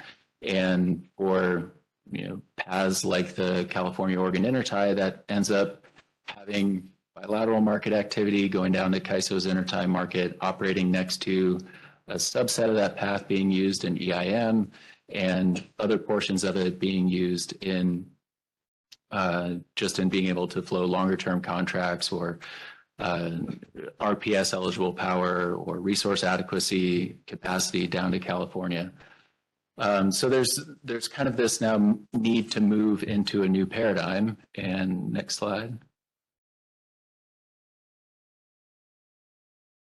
As we're kind of looking forward into the new organized markets, but also recognizing that we're not quite there yet, that in RTO ISO markets, you're mostly converting those physical rights into financial rights. You're transitioning away from a note-based paradigm. And with that, you have a very structured process. As Callie was talking about, there are reforms to happen, but you have a very structured process for how congestion rents are allocated out, how those congestion rights can be used to hedge risk within the market. And as either a load serving entity, as a generator operator, as a financial market participant, you're using these rights for very specific purposes. And hopefully, if the market is well set up, using them in an efficient way that is ultimately benefiting end use consumers by having a more efficient market. So, also within these markets, and as I was showing DEA, we operate in MISO, PJM, ERCOT, SPP. Our experience in those is that those markets have had to figure out ways to coordinate together, and they operate most efficiently where they're doing the most coordination and the most talking to each other. And as Kelsey mentioned, that is something that needs to happen both for reliability purposes, as she was noting, but also for market efficiency and trading efficiency purposes as well. So, we have a lot of that work to do in the West, in EDM and Markets Plus, but also just in CAISO's market, continuing to talk to the bilateral markets and all of the markets talking to SPP's RTO that is, going to be there on the eastern side of the Western Interconnect soon. Flipping forward one more. So within the markets that we have and that we're building, it's important just to recognize that both EDAM and Markets Plus are not, quote, fully organized markets. They don't have tariff consolidation. They are not having a market operator that has transmission products that they are selling within the market. The setup of both of those markets was chosen by the entities who were desiring to participate in them, specifically to not cross over some thresholds and have the market operators take on BA roles or transmission service provider, transmission operator roles. And within that, the individual entities that are then participating that are playing those roles have to continue to do certain things. And some of those are meeting their individual transmission revenue recovery requirements and setting policies within their open access transmission tariffs. So both markets also really rely on available physical transmission to be able to get the benefits of the security constrained economic dispatch that is what brings the full benefit of the market. And those rights that they're relying on in the West, because we're building out of a bilateral market past into an organized market future, are some combination of held network transmission rights, legacy contracts, point-to-point rights, and then also when getting into the day ahead and especially into the real-time market are looking at what's left unused or unreserved or unscheduled, setting aside some reliability margin that then the market can access to get the benefits of dispatch. And both markets have to remain revenue neutral, as we've already talked about. Next slide. And so then the question becomes kind of within these new types of markets that are not all the way to a fully organized market, they're no longer fully in bilateral land and they're moving out of real time. How do we come up with a appropriate, equitable, efficient way to capture the right pool of transmission rights that have been made available to the market by the people who have invested in them, and then compensate those entities who have made those transmission investments partially through congestion revenues being allocated back to them, so that you are continuing to have an incentive for entities to invest in long-term transmission rights, but also sharing that fairly with the entities who are network customers that are serving load on these systems as well. Going forward. So very quickly, as we're short on time, just for those who haven't been paying attention to the Markets Plus Phase 1 efforts, there's a rough map, but it's not really showing where the RTO expansion is coming over. Just mentally overlay some of the WAPA entities and their balancing authorities stretching down into the Phoenix area and then over into Colorado, up into Wyoming, to take some of that dark red and move it west. But that's overlaying also the Western Resource Adequacy Program, which is a precondition for participating in Markets Plus.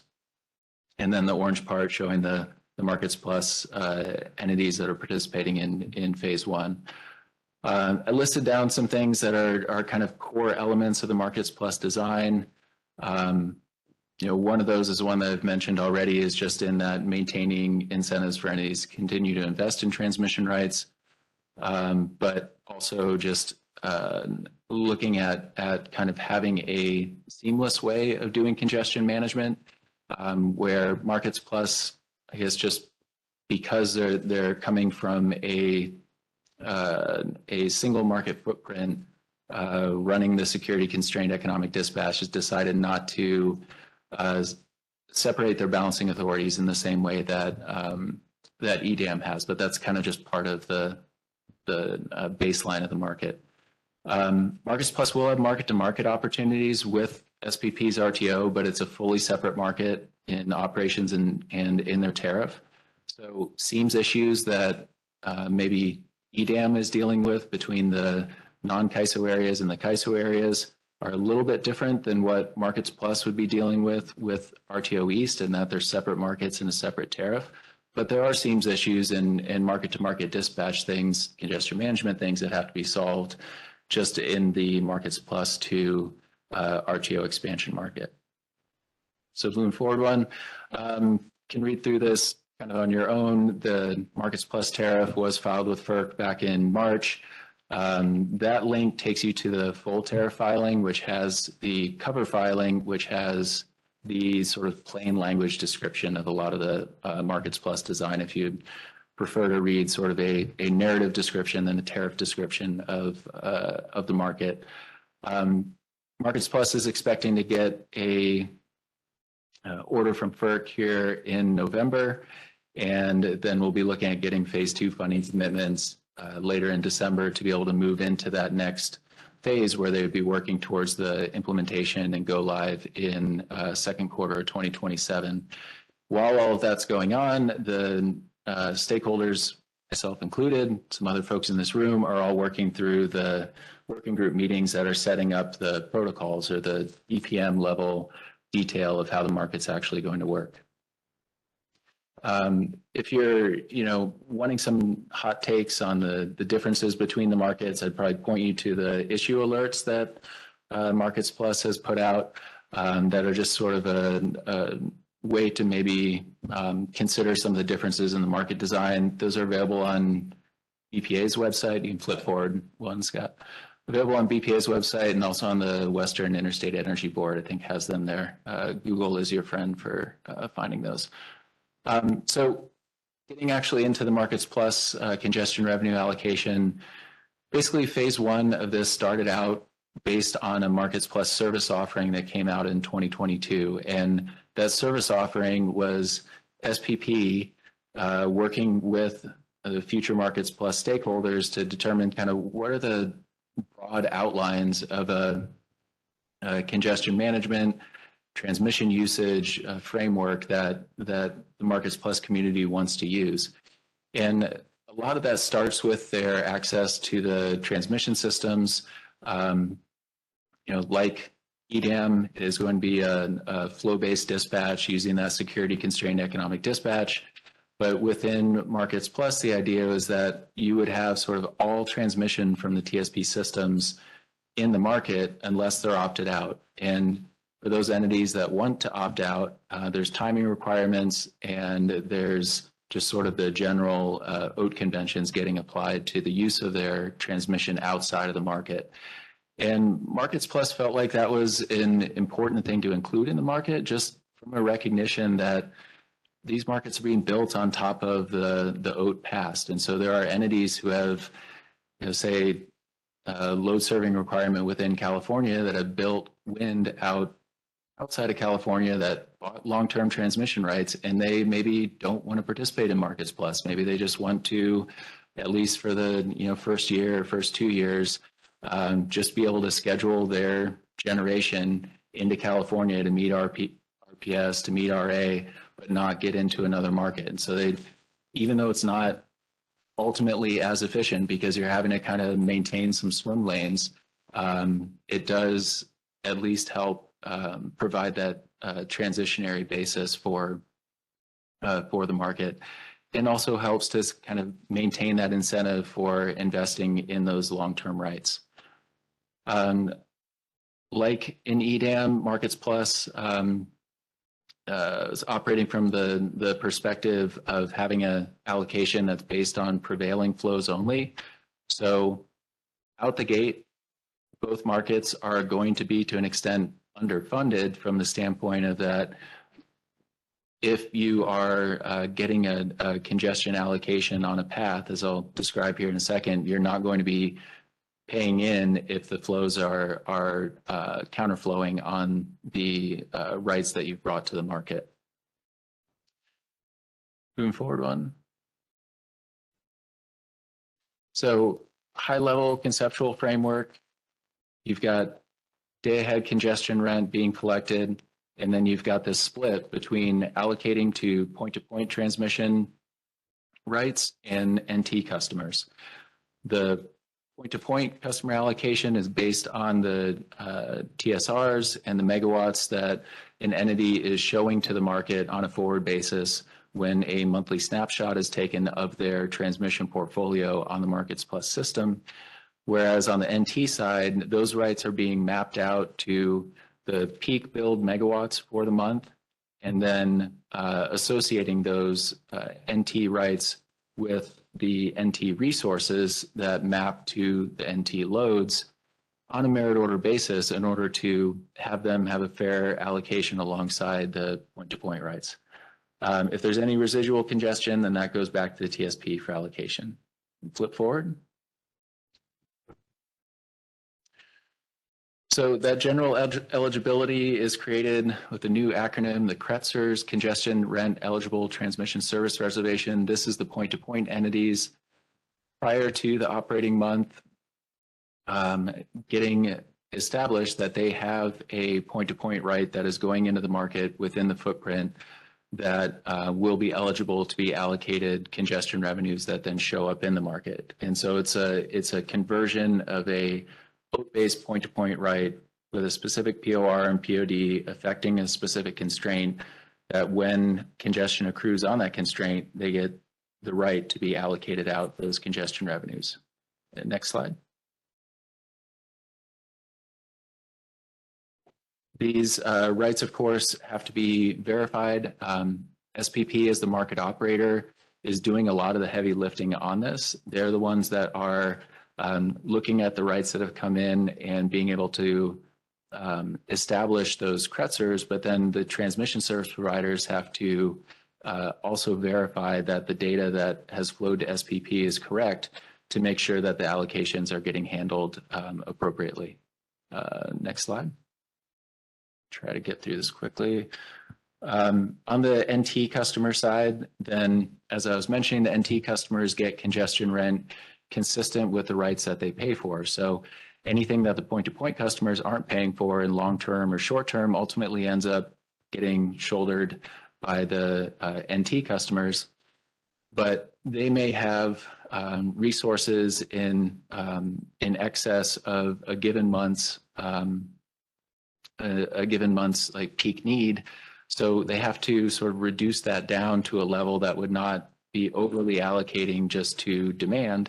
And the way that they're doing that is shown, I think, on the next slide, maybe 2 slides forward. I'll get these quicker. It's just sort of this visual representation of that. If you look at on a monthly basis, you look at sort of the build peak megawatts for that NT customer, that's setting kind of the ceiling of their allocation. But then the way that they're getting allocated is mapping that peak usage to the merit order dispatch of their network resources, with the idea being that logically the market would be most likely to dispatch the least cost resources first. And therefore, if you're looking at, say, load in one area and where the resources serving that load may stack up, you would take the least cost ones and use that to map to the appropriate constraints that are going to accrue congestion. And then point-to-point reservations are taking part of that, and the NT reservations are taking the other side for the congestion allocation. Don't pay any attention to the proportion there. It's just because point-to-point reservations takes less space to write up. Next slide. And then the last thing to mention sort of from a design perspective is just that there are areas where there are going to be coordinated scheduling limits between 2 BAs where you need to be able to share the congestion revenue that's allocating or that's accruing on that path at a point where they're being split. And similar to how within EDAM, when you're going between the non-CAISO BAs on a transfer revenue, we'd be allocating them 50-50 between the export and import shares. Or if the TSPs decided that there was a more equitable way to do that, would have to mutually agree on that and then have SPP settle it that way. Flipping forward. So something that was kind of set up in the beginning of this too was that there'd be just ongoing review for seeing if the design is working. And this is something that Markets Plus stakeholders felt very strongly needed to happen as a way to sort of verify that what was set up in the beginning is the right way to do things, is delivering equitable outcomes. And so there will be this review, there will be a high amount of transparency of how the rights holders are getting allocated the revenues, and there will be an opportunity to reopen and look at whether designs need to change or whether you just continue doing what was set up for this initially. So that really is the high level overview of the Markets Plus setup. And I just wanted to kind of end where I started on the next slide, just in a sort of call to ask all of you to show up and participate in this stuff, talk a lot, figure out, what you can bring to the table on these things, and be a part of the stakeholder process on both sides, which is going to be very important as we'll soon be getting into having more SEAMS management, SEAMS coordination discussions. We really need people from all across the Western Interconnect, working on these issues so that all of our markets can be as good as possible. And that's what I got. Okay, thanks, Dan.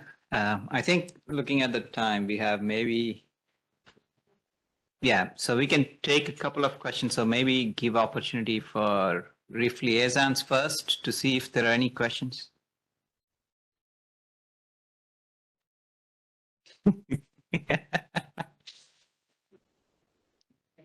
Okay, maybe looking at the room, Seth, do you want to come up?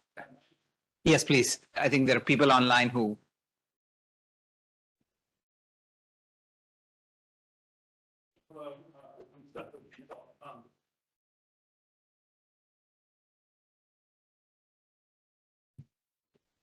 There we go. Yeah.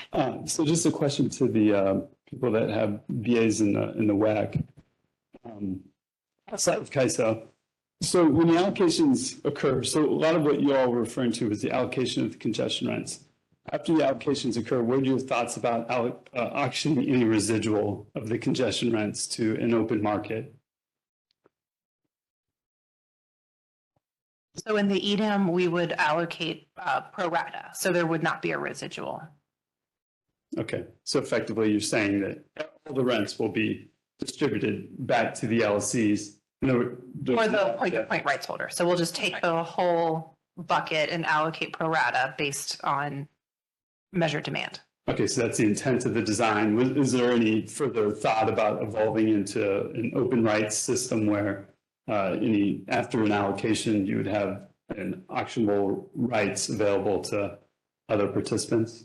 I think that's something that we would consider in the future as the market evolves. And I think what Dan was talking about with the evaluation ex post, I think there's a lot of, Tally's presentation reflected a lot of risk in terms of revenue sufficiency and CRR underfunding, and especially considering the use of both long-term firm and conditional firm over sales in the Northwest and the lack of ability to procure additional hedge transmission consistent with the current market design. I think there's a lot of risk on taking a CRR auction-based approach on day one. But as the market evolves and we have the ability to do those analyses, I think that's something that we could consider as a future enhancement, but that it's a high-risk proposition to start on day one with an auction-style mechanism. Sure. And the last question, Dan, what did you think about the allocation with SPP, where I think you were effectively communicating that they would use an option-style settlement for the rights that are being allocated? So what are your thoughts about that? Yeah, and I agree a lot with Pam. We're in this difficult middle ground where some of us would maybe prefer if we went straight to an RTO in the West, but we are where we are.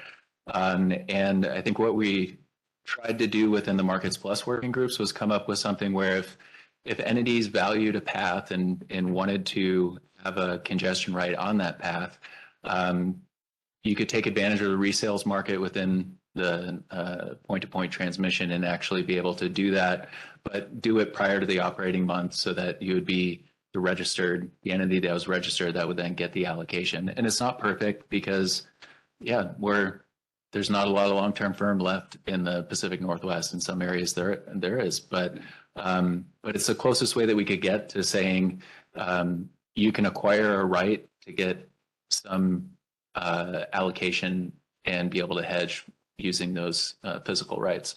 But having the option, not the obligation, kind of just went back to where the market is in its design and didn't feel like we could be requiring entities to pay into something at this stage of the design. So. Okay, thank you. I have a question Go for ahead. Dan. I've been curious about the network allocation of least cost DNR to highest cost DNR. And when I think about the congestion that PGE has seen historically through the EIM, it comes at the points of where the system is most constrained. And a lot of times those are the points where our VER resources aren't generating. But if I think about my least cost to highest cost resource stack, my VER resources are part of my least cost stack, and I would be excluding some of my highest cost assets that are definitely needed for those peak periods, and would not they would be outside of the allocation range. So I'm curious what drove that methodology, and yeah. Yeah. Good question. A lot of back and forth with stakeholders trying to figure out how to have a starting point that felt most equitable. And so that's part of the ongoing review process, is to see, is that the best way to take a NT load and a set of NT resources and figure out how to allocate to them when you're looking at a constraint by constraint basis. And you know, it seemed like the best starting point, and that's where we're going from. But, you know, yeah, there are instances where it may break down a little bit, but I think on balance, it's going to allow, especially like on the BPA system, to be able to map between loads and resources that are impacting specific flow gates on that system that are likely to become the constraints that are accruing congestion within the market. But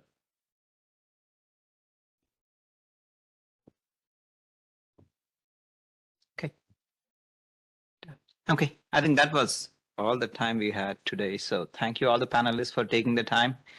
Pam, thank you for having your slides just in time. And, you know, considering all the things that you have going on, we are glad you could be on the panel. So thank you everyone for being here. Yeah. And Meg, I'll hand it off to you.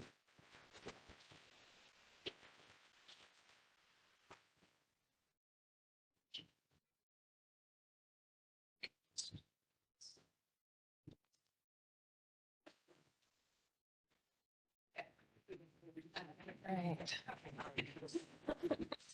Or you can stay up. I don't mind company. So before we wrap up for the afternoon, I just have some brief information that I've been asked to present on behalf of the Western Energy Markets Nominating Committee. Randy Howard, who's currently serving as the nominating committee chair, was not able to be here today, but asked that we share some information with stakeholders regarding upcoming nominating committee activities. And if we could just go to the next slide. Nominating committee activities this year will kick off in January 2025 and are expected to last through June. The committee, I understand, has put together a schedule shown here for the first and second quarters of next year. Next slide, please. Given the West-wide Governance Pathways Initiative and the governance changes that are under consideration there, the nominating committee is seeking input on whether to expand the sectors of the nominating committee to align with the framework that is being discussed in the Pathways process. If you have thoughts on this topic or other input for the nominating committee to consider, I'd encourage you to contact any of the members of the nominating committee to share your views, and they are listed on the next slide, please. So with that, unless there are any closing questions or comments, we are ready to adjourn. I'd like to thank the CAISO and all of our speakers and panelists today. And thanks to those of you who attended in person and online. We should have the recording and meeting materials up on the RIF webpage shortly. And if there are any follow-up questions or comments regarding this meeting, please reach out to your sector liaison or to RIF leadership. And I have been told that we need to put our badges on the table out front. So if you can please take care of that one housekeeping item, that would be great. So with that, I think we can wrap up. Thanks again.